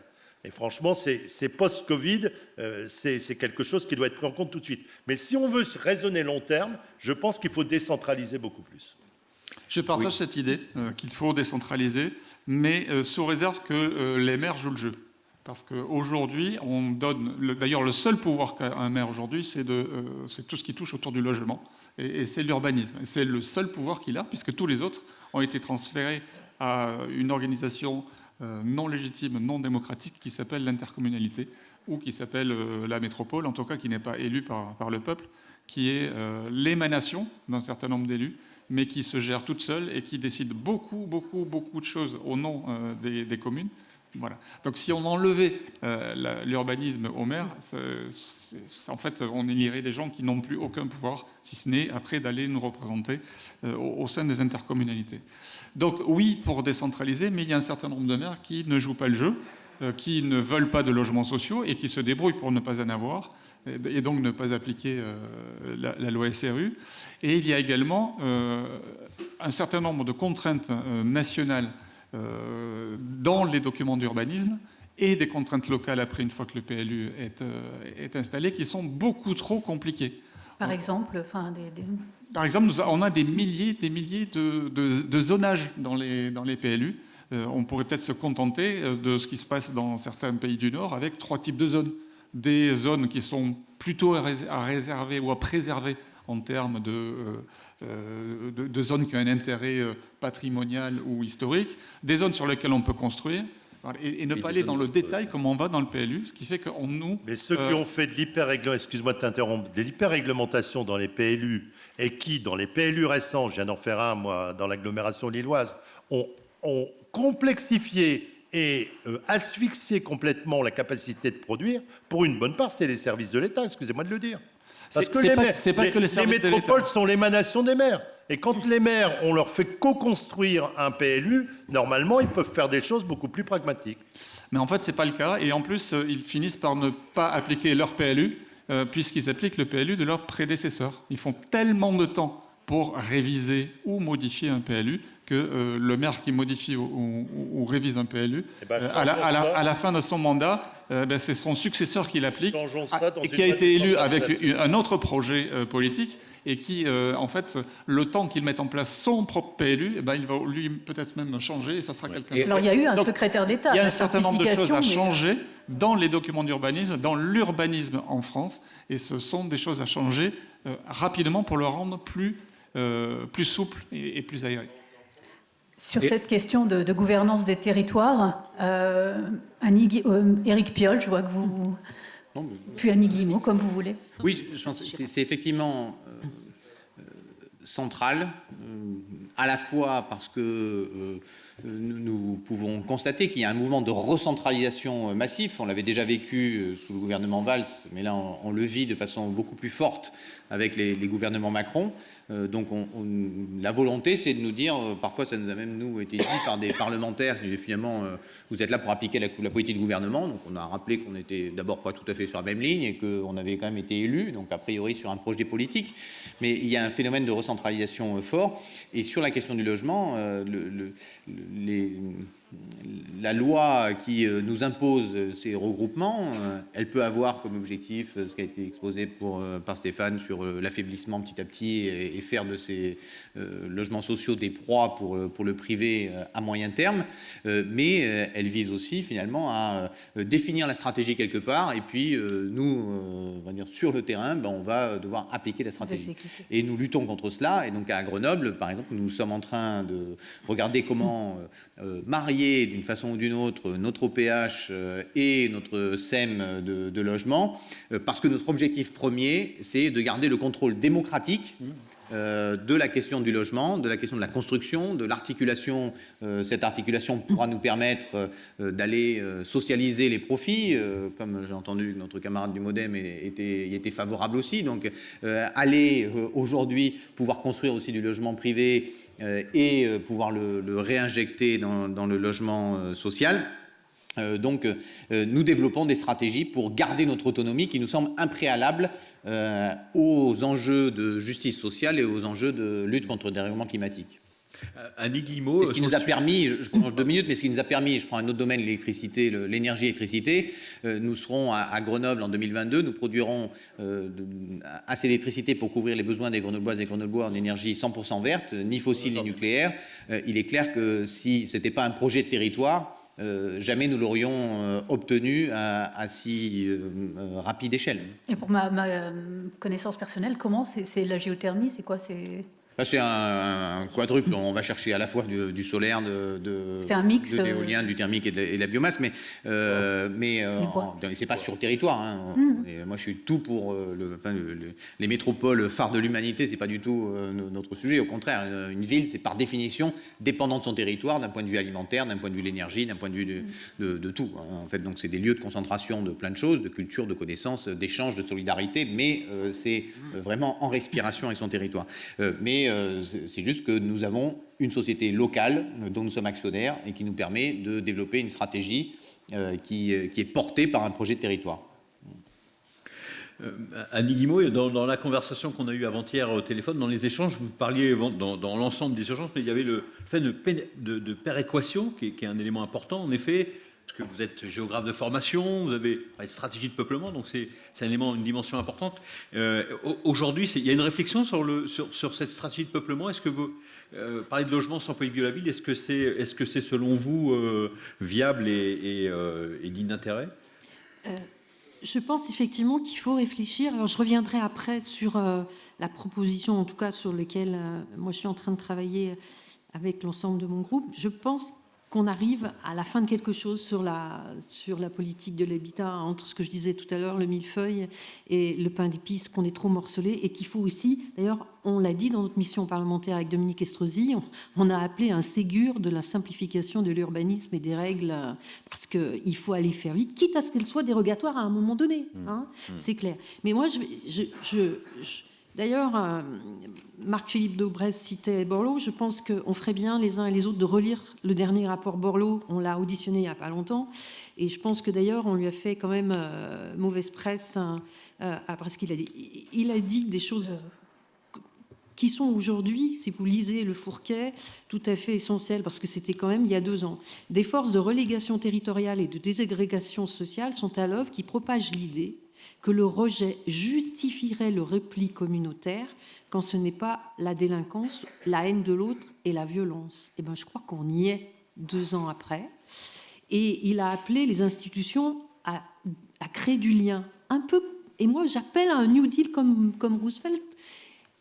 c'est-à-dire qu'il faut qu'on soit à la hauteur des enjeux qui sont devant nous. Et Fourquet, il dit autre chose qu'avait d'ailleurs abordé Borloo en disant qu'il y avait une élite technocratique avec une vision consanguine. Et Fourquet dit quelque chose qui, moi, m'a marqué parce que on le ressent et je pense que les élus locaux doivent beaucoup plus être au cœur des politiques de l'habitat, même s'il faut que l'État conserve une ligne budgétaire, c'est-à-dire une compétence régalienne. Fourquet, il dit, si vous ne fréquentez que des gens dans le même circuit que vous, il se peut qu'une partie de la réalité de l'évolution de la société échappe à votre sagacité. Et aujourd'hui, on est en présence d'une sécession éducative, culturelle et géographique. C'est vrai qu'on ne peut pas raisonner nos politiques publiques aujourd'hui comme la réduction des écarts avec une telle différenciation et diversité des territoires. Quels qu'ils soient, que ce soit des métropoles, des départements, des communes, des communautés de communes. Il faut qu'on soit à l'échelle des enjeux en face de nous, il faut qu'on réponde par les dispositifs qu'on met en œuvre à cette question sociale. Parce que c'est ça, c'est comment on va éviter qu'il y ait d'un côté les plus riches et de l'autre côté les plus pauvres et que le fossé, le gouvernement annonce une loi sur le séparatisme. Mais il le voit que sous l'angle de la religion. Non, c'est une question beaucoup plus profonde. La religion ou les phénomènes communautaires, le repli communautaire, n'étant justement que la vitrine de ce qui se passe.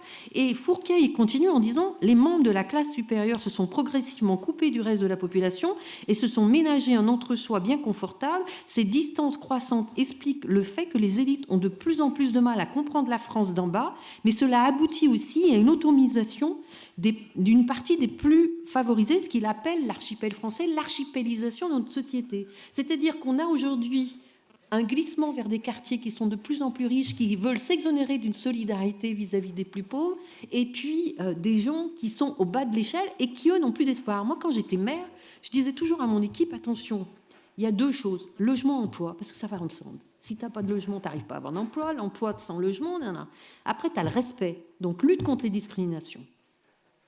Parce que moi, quand je voyais les gens venir me voir dans mon bureau, ils me disaient toujours, si j'ai un logement, un emploi, j'arriverai à nourrir mes enfants, j'arriverai à les mettre à l'école, j'arriverai à assurer la santé, etc.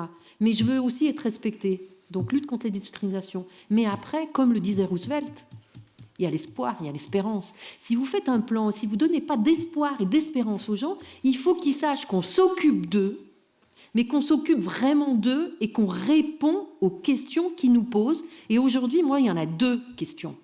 Donner un logement décent et abordable à toute famille. Et la deuxième chose, c'est mettre fin à la concentration, parce que la division d'une ville, elle n'est pas neutre, la concentration d'un nombre de plus en plus important de pauvres et d'étrangers dans un certain nombre de quartiers, parce qu'il faut le dire.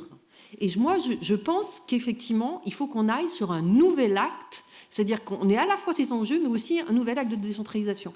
Moi, j'ai été fonctionnaire d'État, je pense que, et je suis sénatrice, parlementaire, je pense que la compétence régalienne du logement doit rester. Il doit y avoir, parce que c'est la solidarité nationale et la justice sociale, il doit y avoir dans ce plan de relance, mais aussi dans les lignes budgétaires, le logement qui soit en priorité, bâtiment, aménagement du territoire, politique de la ville. Mais ensuite, je pense que s'il y a une ligne budgétaire, il faut qu'ensuite les élus, mais aussi les bailleurs, privés comme publics, parce qu'on ne s'en sortira pas qu'avec le parc public, d'autant qu'il faut quand même se poser la question que le parc public, il ne doit pas accueillir que les populations les plus déshéritées. C'est très grave ce qui se passe en ce moment, parce que c'est ce qui se passe. Et j'en avais parlé avec Julien de Normandie, le logement d'abord. Si on met tous les gens, et si c'est l'assignation à résidence, moi, j'ai vu aussi les locataires HLM qui me disent « mais il faut arrêter parce qu'on ne peut plus accueillir nous ici, donc il faut que tout le monde prenne sa part ». Et il faudrait que ces lignes soient fongibles, flexibles, et ce n'est pas à l'État, même si l'État est partie prenante, une convention sur 5 ans, parce que c'est dans la durée, qu'il y ait l'État, qu'il y ait les élus, bien entendu, d'un territoire, qu'il y ait les bailleurs, privés comme publics, les promoteurs aussi, les associations, parce qu'elles quelque part, elles remettent les gens que nous sommes à la réalité, pour ceux qui peut-être ont perdu la réalité. 5 € sur l'APL, le président Macron a dit que c'était un boulet pour lui, qu'il allait traîner ce boulet longtemps. Mais 5 € pour les familles, c'est important. Les masques aujourd'hui, c'est la même question pour un certain nombre de familles. 5 € par enfant pour un mois, si vous en avez 2 ou 3, c'est important. Et je pense qu'il faut que Quand on se réunit, on fait une convention sur 5 ans, et là, vraiment, je partage l'avis de Borloo aussi, j'aurais discuté avec lui quand il est venu au Sénat. Franchement, le partenaire le moins fiable, c'est l'État.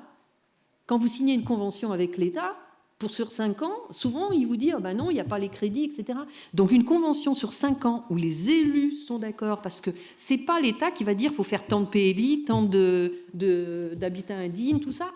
C'est aux élus à le faire. Mais on tient sur 5 ans, peut-être avec, on regarde au bout de 3 ans si on peut le faire, on le tient.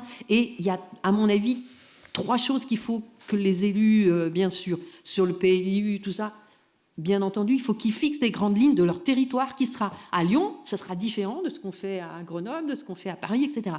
Mais il faut deuxièmement qu'ils s'occupent de regarder où sont les concentrations, à la fois Pinson, Charlot, des plus riches et à la fois des plus pauvres, et qu'on essaye. Il y a toujours eu des quartiers populaires, il y a toujours eu des quartiers plus riches, mais aujourd'hui c'est un fossé, et quand on ne se parle plus, il y a un moment où ça, oui, ça pète. Hein.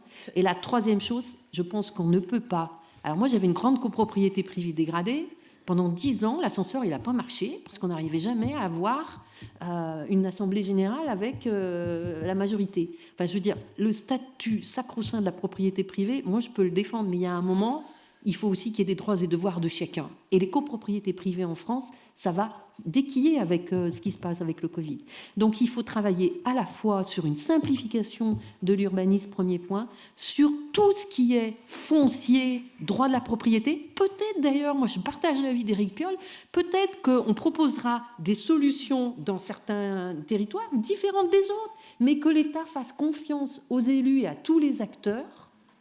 Et le troisième point, qu'on essaye d'évaluer ce que l'on fait avec les habitants. Parce que je pense que si on ne met pas la société civile, les habitants avec nous, on ne va pas y arriver non plus. Et je pense qu'aujourd'hui, on est au pied du mur. Je pense qu'aujourd'hui, dans un certain nombre de quartiers, et de ce que moi, j'ai été 10 ans adjointe à la politique de la ville à Bron, 17 ans maire de Bron, moi je ressens vraiment un délitement de notre pacte républicain, et je pense que ça peut remettre en cause, sur un certain nombre de territoires, les valeurs, en tout cas, que je crois que tous ceux qui sont autour de la table aujourd'hui, tous les républicains partagent. Je veux dire 2 mots Donc, rapides.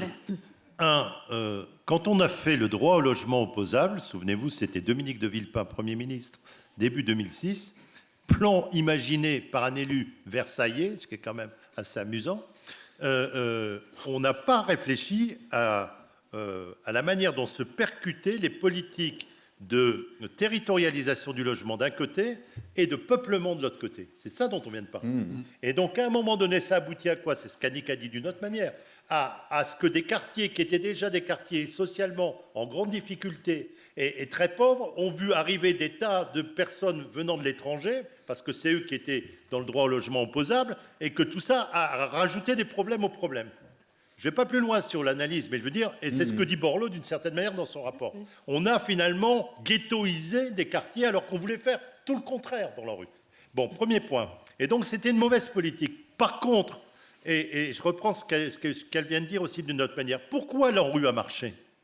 Parce que Borloo, il a imaginé un dispositif où on laserisait l'action sur les quartiers les plus prioritaires et où on mettait tous les moyens au même moment, pendant la même période de temps, avec un objectif sur 5 ans qui dérogeait à toute une série de choses et qui permettait de faire exploser les choses. Et du coup, les bailleurs sociaux d'un côté, l'État de l'autre côté, la région, l'agglomération, etc., ont mis tous en commun leurs moyens. Et on a construit finalement une sorte de décentralisation avec une communauté de vision. Et sur la politique de peuplement, là où, ce n'est pas le cas partout, là où les agglomérations ont mis en place une politique de peuplement ensemble, pensée par les élus, ça s'est passé finalement plus facilement qu'on ne pense. Et des communes qui étaient considérées comme des communes ultra-résidentielles ont accepté l'idée de changer un certain nombre de choses. Donc je pense que si on garde cette logique de décentralisation dans la gouvernance, j'y reviens, on peut avoir du résultat. Mais par contre, on a voulu, en mettant le droit au logement opposable, mettre la charrue avant les bœufs, parce qu'évidemment qu'il fallait renforcer l'offre de logement et la diversité et l'abordabilité de l'offre de logement avant de faire le droit au logement opposable, qui n'a fait qu'accentuer les problèmes. Alors, il nous reste quelques minutes. Une dizaine de minutes. Un tout petit quart d'heure.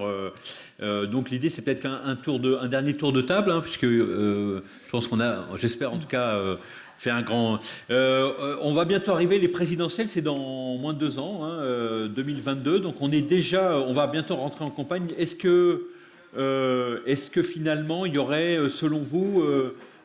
ça n'a pas été évoqué du tout par aucun d'entre vous, le fait qu'il y ait un ministère de plein droit au logement, puisque beaucoup ont dit, mais pourquoi le ministère, il est aujourd'hui dans l'écologie, pourquoi il est dans plutôt la transition écologique. Quel serait pour le prochain président de la République, quelle qu'elle soit, quelles seraient ses obligations en termes de logement pour reprendre, en tout cas sur les constats qui sont quand même assez sombres que vous faites. Quelles devraient être les mesures emblématiques et obligatoires. Alors peut-être on commence par vous, Stéphane, et puis on remonte vers la droite. C'est gentil de me donner la parole sur la perspective des élections présidentielles. Je me sens C'est un devoir imposé. C'est la punition de fin de... C'est la punition avant la fête. Non, moi ce que bien évidemment, le logement a été beaucoup relégué depuis quelques années dans les préoccupations gouvernementales. Bon, et là aujourd'hui.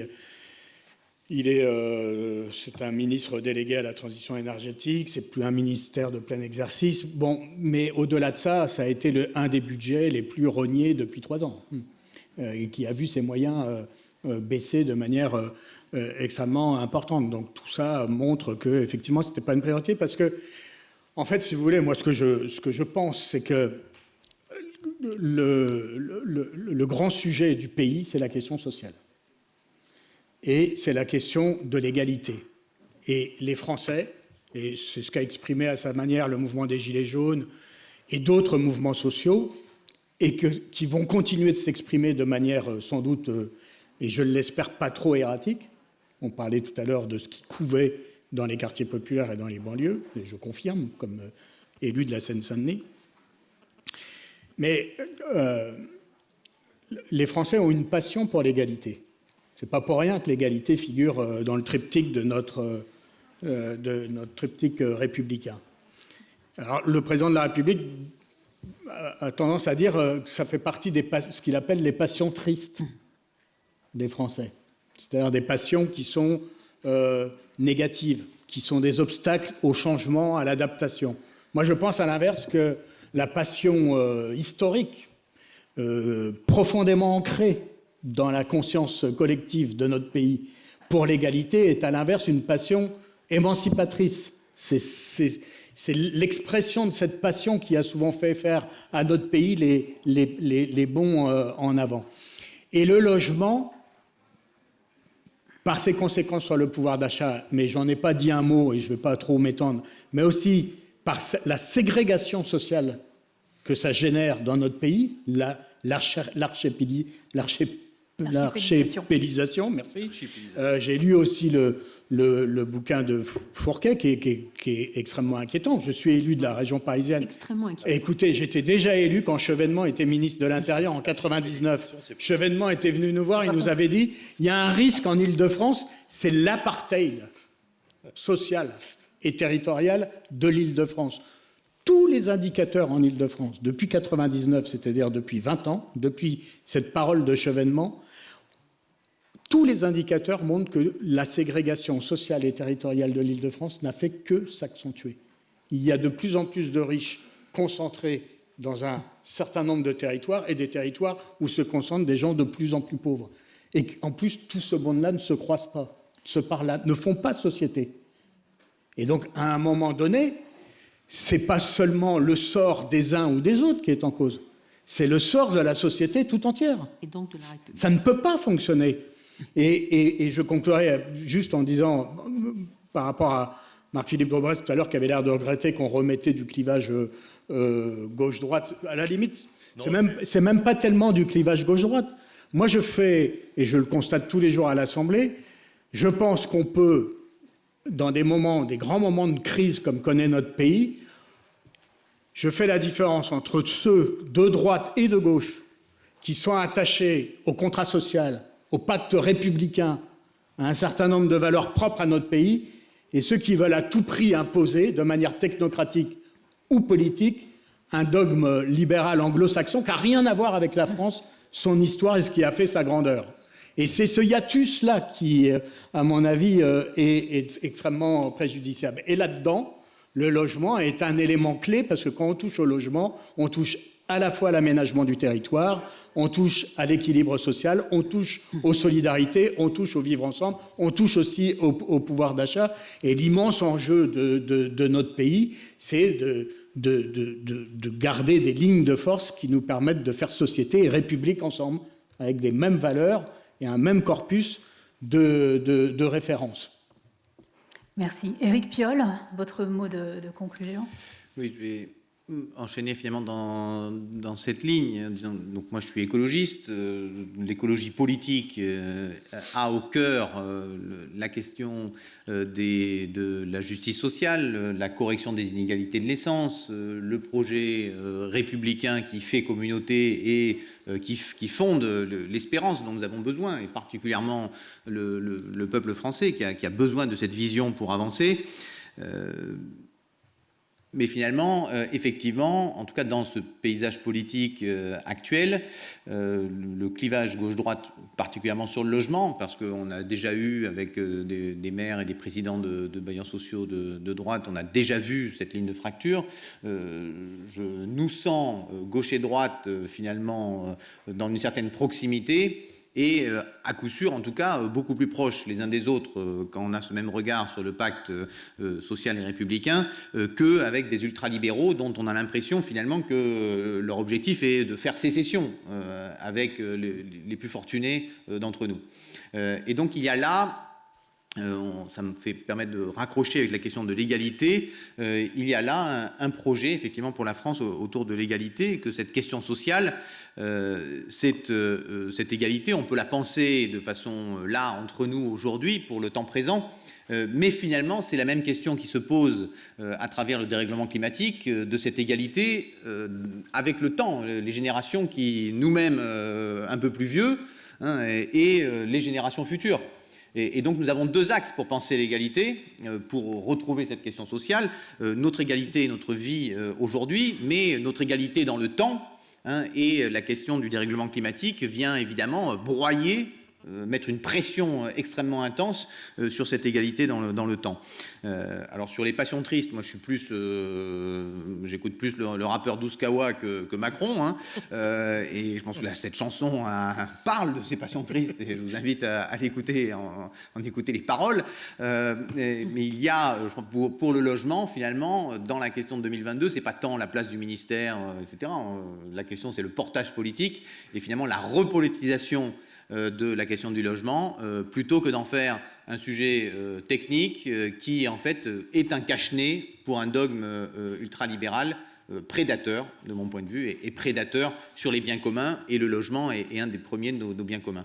Donc ce sera, je pense, une des questions centrales de la présidentielle, parce que dans le temps qui vient, et peut-être que le Covid a augmenter notre ouverture à ces questions-là, la question du sens, la question de ce que nous voulons faire de notre temps, à la fois individuellement, collectivement et en société, sans doute a pris de l'importance, et donc les questions liées à l'aménagement du territoire, le logement, l'alimentation, la santé, la mobilité ont pris une importance extrêmement forte. Nous avons vécu dans une société où la mobilité, qu'elle soit numérique ou physique, on avait l'impression que c'était l'alpha et l'oméga de l'évolution du monde, et puis tout d'un coup, pouf, tout s'arrête. Bon, ça repose les questions peut-être un petit peu autrement, et ça sera, je crois, c'est au cœur, en tout cas moi, des échanges que j'ai pu avoir avec les Grenobloises et les Grenoblois, et c'est au cœur des échanges qui traversent aujourd'hui la société française. Merci. Annie Guillemot. Oui, moi je crois que, je l'ai dit tout à l'heure, et j'avais parlé des territoires, je le dis pour Marc Philippe, je crois que le logement, il est au cœur des inégalités sociales, il est au cœur de la fracture territoriale, mais il est aussi au cœur de l'activité économique et du développement durable des territoires. Donc il y a ces trois-là qui sont importants. Et je pense que j'étais en train de regarder en vitesse au cours de ces 25 dernières années-là, comment on appelait les quartiers. On est au centre, le logement c'est le centre de toutes ces inégalités. On parlait, il y a 30 ans, des quartiers populaires et des quartiers centraux. Ensuite, on est venu sur la différenciation des territoires. En 2004, on a commencé à parler à ségrégation. Puis, on a parlé de ghetto. Je rappelle tous les travaux de Morin. On a eu le ghetto français, la Péronie. Ça, c'est parti. On n'a plus. Aujourd'hui, on parle de sécession. C'est-à-dire qu'au fur et à mesure, on est monté d'un cran. Et c'est vrai que moi, alors, c'est compliqué parce que je ne voudrais pas que ça soit mal perçu, mais je le dis aussi. En ce qui concerne l'égalité, liberté, égalité, fraternité, c'est vrai que quand vous rencontrez des jeunes des quartiers, ils vous disent « Elle est où ton égalité ?» Et je pense que sur les territoires, c'est pareil. Je ne suis pas sûre que l'égalité de nos normes d'intervention publique ne crée pas justement plus de différenciation. Je pense qu'on devrait peut-être travailler sur l'équité. L'équité, parce qu'aujourd'hui, qu'on ait le même nombre de policiers pour 100 habitants dans tous les territoires français, c'est pas ça l'égalité. L'égalité, c'est qu'on en ait 120 dans les quartiers les plus difficiles où il y a des faits objectifs de violence, où il y a et puis 80 là où il y en a moins besoin. Et aujourd'hui, nos normes d'intervention publique sont héritées de la résistance, du programme de la résistance, où un habitant est égal à un habitant. Mais aujourd'hui, on voit qu'un habitant n'est pas égal à un habitant et que les territoires sont complètement différenciés. Donc, c'est pas le cas. Il y en a beaucoup moins à Toulouse qu'à Bordeaux. Il y en aurait bien besoin de plus à Toulouse qu'à Bordeaux. Oui, mais quand hier, par exemple, le préfet chez moi me dit... Un exemple, les rodéos urbains. On a pris, le Sénat, on a fait... 75 000 € d'amende, on peut aller jusqu'à 5 ans de prison, etc. Mais il faut les arrêter. On peut faire des brigades. On a bien mis des drones pour regarder les gens qui défilaient. On peut aussi mettre des drones pour voir où on va ranger le quad et puis pouvoir le prendre. Et le préfet, il me répond, mais Madame la sénatrice, il me faut des moyens. Je rappelle qu'il y a 15 jours, le tribunal administratif a condamné l'État 10 000 € pour inaction dans le quartier de Marseille-Villeron par rapport au rodéo. Inaction administrative, ce qu'avait dit d'ailleurs Borloo, puisqu'il avait demandé une cour d'équité territoriale. C'est pour ça que je rejoins égalité et équité. Il a demandé dans son rapport une cour d'équité territoriale pour sanctionner l'inaction administrative. Parce que c'est vrai que souvent on dit mais on ne peut pas, on n'a pas les moyens. Mais il faut aussi qu'on répartisse les moyens. Le droit commun doit être réinterpellé. Et pour répondre sur votre question sur le logement, le grand ministère, oui, moi, qu'il n'y ait plus de secrétaire d'État à la pauvreté, que le ministère du Logement soit au ministère de la Transition écologique, ça ne me choque pas, là, mais j'aurais préféré qu'on ait un grand ministère du logement, de l'aménagement du territoire, de la rénovation urbaine, et j'aurais rajouté la ruralité. Parce que je pense qu'il faut traiter les régions fragiles, qu'elles soient urbaines ou rurales, parce que ça a un sens, c'est ce que Éric Piolle disait, ça a un sens. Il faut envoyer aux citoyens que notre politique, elle a un sens, que notre question sociale, elle est au bord. Et j'en aurais fait le premier ministère. Et je finirai juste par là, parce que ça m'a rappelé ce que je disais souvent à mes étudiants de TPE. Et je pense que pour les présidentielles, tout le monde devrait y penser. Au XVIIe siècle, Miron, conseiller du roi Henri IV, le mettait en garde en ces termes. « Sire, il est dangereux dans une cité d'avoir les maigres et les pauvres d'un côté, les riches et les dodus de l'autre. Cela se pourrait, sire, que des balles vinssent ricocher à votre couronne. » Cours d'histoire. Oui. Henri IV, Jean-Luc Laglaise. Merci. Pour répondre à votre question sur quel doit être le programme du prochain président de la République, donc au moins du prochain candidat, il faut que le programme soit effectivement clair, avec des mesures claires, et on va voir tout à l'heure pourquoi. Je vois 3 types de mesures. Tout d'abord, des mesures qui vont freiner la spéculation foncière, notamment dans les zones tendues, pour rendre ainsi le logement plus abordable. Je parle de freiner la spéculation foncière parce que le prix du logement ne va pas baisser. Par contre, il faut ralentir la hausse. La hausse actuelle n'est pas tenable. Et là, je dis juste 3 mesures dans ce chapitre-là. Je n'ai parlé tout à l'heure, interdire la vente aux enchères des fonciers publics, c'est majeur, même si on ne se rend pas compte de l'impact. L'impact est majeur, en tout cas, tous les promoteurs s'en rendent compte. Je rappelle que je souhaite qu'on extrait de la base imposable à l'IFI le logement vertueux. Alors, ce que j'appelle logement vertueux, c'est un logement qui est loué à long terme, qui est neuf ou qui est conforme aux normes énergétiques et qui respecte les prix dans les communes qui instaurent l'encadrement des loyers. Voilà. Par exemple, on peut sortir ces logements-là de la base IFI. Et on rajoute à la base IFI, et on le transformera donc en ISF, les comptes en assurance vie en euros, qui, eux, à mon avis, ne participent pas de la production française. Et troisièmement, dans ce type de mesure, cesser les incitations à la rétention du foncier, c'est-à-dire mettre fin à l'abattement pour durée de détention, revoir les calculs de plus-value, et tant qu'on est dans le fiscal, rapprocher ou permettre aux personnes qui ont du logement locatif de faire en sorte que ces revenus locatifs soient taxés de la même manière que le logement meublé, qui est beaucoup moins taxé en France que les revenus locatifs classiques. Ce qui fait que comme il est beaucoup moins taxé, les personnes qui, à Paris ou dans les lieux touristiques, transforment leur logement en meublé touristique, ont tout intérêt à le faire. Ils ne sont pas embêtés avec un locataire, ils ne sont pas embêtés avec des baux. Enfin, si, ils ont un locataire, mais dont ils ne parlent pas la langue souvent. Ils ne sont pas embêtés avec des baux. Ils sont payés peut-être souvent au black. Et en plus, quand ils ne sont pas payés au black, les revenus sont beaucoup moins imposés. Deuxième type de mesures, des mesures qui vont permettre de construire plus en artificialisant moins. D'abord, il faut simplifier les documents d'urbanisme et leur calendrier de modification. On l'a vu tout à l'heure. Ouais. Je voudrais qu'on réfléchisse à assortir un droit à construire en terrain nu à l'obligation de réhabiliter des friches urbaines de surface au moins équivalente. Par friche urbaine, j'entends des lieux, en tout cas quand il y en a, des lieux qui peuvent donner lieu à logement. Il y a eu à Toulouse, par exemple, entre deux stations de métro, un terrain de 15 hectares qui a été à l'abandon pendant 30 ans, voilà, parce que l'État ne le vendait pas. Donc il faut pouvoir donner au maire la possibilité de préempter ce genre de choses pour le transformer. Et 15 hectares en centre-ville à Toulouse, c'est juste dommage quand on va artificialiser tout un tas de terrains maraîchers au nord de Toulouse pour des surfaces équivalentes. Donc il y a ce genre de choses à voir. Je souhaiterais également, dans ce deuxième type de mesures, créer une incitation financière à la surélévation raisonnée. Aujourd'hui, un certain nombre de copropriétés sont dégradées. Or, si ces copropriétés vendaient un droit à construire de 1 ou 2 étages, elles pourraient récupérer un certain nombre de finances qui leur permettraient de faire les réhabilitations. Alors, réhabilitation énergétique, bien sûr, mais pas que. Il y a des réhabilitations qui ne sont pas qu'énergétiques. On avait l'exemple tout à l'heure d'un ascenseur qui n'a pas été rénové pendant 10 ans. Ce n'est pas de l'énergétique, mais c'est absolument nécessaire à la vie des personnes. Troisième type de mesures, des mesures qui vont permettre à tous d'habiter en zone tendue. Habiter, c'est peut-être être propriétaire de l'ensemble de l'appartement, c'est peut-être aussi être locataire, c'est peut-être aussi d'être propriétaire uniquement des murs via une OFS. Et donc, il faudrait peut-être permettre aux EFS de faire plus que ce qu'elles ne font aujourd'hui. Déjà, il faudrait peut-être faire en sorte qu'elles soient mieux connues en France. Elles ne le sont pas assez.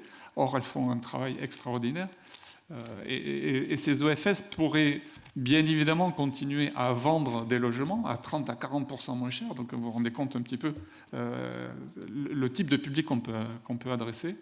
Mais elles pourraient également, au-delà de la vente, garder un certain nombre de biens en location, donc ça permettrait d'accroître leur parc locatif, et elles pourraient permettre, et elles ont les moyens, elles ont déjà des baux qui permettent de le faire, permettre d'acquérir d'autres types de populations, des gens qui dépassent les plafonds de loyer actuels, pour permettre une mixité sociale plus importante. En tout cas, je souhaite qu'on ouvre le sujet. Pour répondre à votre question sur la place du ministre du Logement, je souhaite que le ministre du Logement soit un ministre à part entière. Le fait qu'il soit rattaché à la transition écologique pourrait générer un biais sur notamment la rénovation des logements. Il pourrait penser tout de suite rénovation énergétique et pas les autres types de rénovation. Donc, le ministre du Logement, il ne doit d'ailleurs pas être ministre que du logement, parce qu'on a vu que la question du logement, elle n'est pas toujours présente dans l'idée des personnes. Pendant la crise des Gilets jaunes et pendant le grand débat qui a suivi, on a parlé de pouvoir d'achat. Bien sûr, on a parlé de pouvoir d'achat. Quelle est la problématique? La problématique, c'est que toutes ces personnes-là n'avaient pas les moyens d'acheter dans les zones tendues, et donc elles ont été reléguées à 10, 15, 20 km de leur lieu de travail. Donc elles ont dû acheter une voiture, ou 2 voitures, peut-être 3. Et donc il y a eu un coût supplémentaire de transport qui s'est rajouté. Mais ce coût supplémentaire de transport, elles l'ont vécu en termes de pouvoir d'achat. Mais la problématique numéro 1, c'était le logement. Et le logement, on n'en parle pas assez, donc on doit accoler au logement l'urbanisme, l'aménagement de territoire et éventuellement le transport urbain. Donc c'est un grand ministère du logement, de l'urbanisme et de l'aménagement de territoire qu'il faut qu'il soit créé, avec un ministre qui n'est pas d'autre ministre de tutelle que le Premier ministre. Voilà. Donc c'est un ministère... Vous avez un nom pour le ministre Hein? Vous avez un nom pour le ministre? Une femme. Ah, une femme. Je n'ai pas de nom pour le ministre. C'est le président de la République et le prochain Premier ministre qui le diront. Et pour répondre à votre question de tout à l'heure en ce qui concerne Bercy, si ces mesures sont inscrites dans le programme du président de la République, du prochain président, elles seront extrêmement légitimes et Bercy suivra. Merci. Ah, pas votre voisin, on est moins sûr. Donc, il n'y a que des mecs à Bercy, ça ne suit pas. Marc-Philippe Daubresse. Bon, je vais aller vite parce que j'ai déjà dit beaucoup de choses, moi. Bon. Le ministère, il peut être un grand ministère de l'aménagement du territoire, du logement, de la ville et de la ruralité. La question, c'est le poids du ministre et le portage politique du ministre. Quand vous avez un grand ministre, on sait ce que c'est qu'un gouvernement. Dans les 4-5 premiers, vous avez des ministres d'État, des grands ministres. Si le portage politique se fait en symbiose avec le président de la République, je dis ça plus que le Premier ministre, hein, parce que le Premier ministre est devenu de fait, pas un collaborateur, je ne voudrais pas exagérer, ça rappelle quelque chose, ça. Est devenu de fait un arbitre budgétaire et un chef de groupe, quoi. C'est le président de la République. Si vous avez un portage politique et que quelque part... Nous, on a fait voter, il y a 15 ans, je le rappelle, une loi de programmation budgétaire sur 5 ans, parce qu'on n'avait aucune confiance en Bercy. Et qu'on savait que Bercy reviendrait derrière pour remettre en cause des choses qui avaient été dites par le président de la République dans son discours. Donc il faut faire acter les choses. Ça, c'est sur la gouvernance. Deuxièmement, il faut une loi, je le dis, ultra rapide de dérogation et de moratoire pour qu'un certain nombre de mesures qui ont été prises dans la loi Elan et qui vont détruire socialement, c'est ce qu'ils ont appelé casser les reins, mais on est en phase là-dessus. Il faut vraiment mettre tout ça en sustentation en disant, attendez, vu ce qui arrive devant nous, on ne peut pas se permettre des mesures aussi drastiques que celles qui ont été prises, et donc on les met de côté, on verra ça. On reprendra ça dans le quinquennat suivant. Bon. Troisièmement, moi je suis pour une loi de décentralisation très forte. Et je pense qu'il faut porter une ingénierie de type en rue, entre guillemets. Alors, agence ou pas agence, ça se discute, ça c'est des modalités techniques, mais en tout cas, dans lesquelles les élus locaux ont une part importante. Quatrièmement, il y a la question de la simplification. Et là, on a tous les acteurs professionnels qui se sont exprimés cet après-midi. À 80%, on est d'accord sur ce qu'il faut faire, sur l'accession à la propriété, sur la TVA 5,5, sur les zones tendues ou non tendues, sur le fait qu'il ne faut pas raisonner simplement sur les métropoles, mais aussi sur les villes moyennes et les territoires. Bon, il y a tout un plan, l'inflation normative, mettre une dérogation pendant au moins 2-3 ans sur l'inflation des normes et sur l'inflation du plus, et qu'on accepte l'idée qu'on peut avoir un plus simplifié pour avoir des objectifs de production qui puissent aller beaucoup plus vite, sous contrôle, avec des contrôles a posteriori, bien sûr, il ne faut pas faire n'importe quoi, mais de manière consensuelle pour qu'on puisse le faire en harmonie avec une politique de peuplement. Ça ne peut se faire qu'à l'échelle décentralisée des territoires. Parce que si c'est porté par là-haut, ce sera toujours avec des logiques qui ne sont pas claires, et parfois des logiques qui sont plus budgétaires que portées par l'intérêt général. Voilà. Donc je pense qu'avec tout ça, on arrive à faire un beau programme, et ce qu'il faut surtout, c'est que le président... Le président qui va être élu sur la confiance. Et le problème du peuple français aujourd'hui, confère signal Gilets jaunes, confère signal Covid, c'est l'impuissance. C'est l'impuissance du politique qui se trouve à un moment désemparé parce qu'il ne sait plus faire. Il ne sait plus faire parce que notre système corseté et bureaucratisé n'est plus le système qu'il faut pour le XXIe siècle. Il faut donc le décentraliser avec les garde-fous nécessaires. Donc il faut élire une femme. Bon ben voilà, je cherche une conclusion, vous l'avez donnée. Merci beaucoup. Madame, merci, madame. merci beaucoup. messieurs. Jean-Luc, on est bien.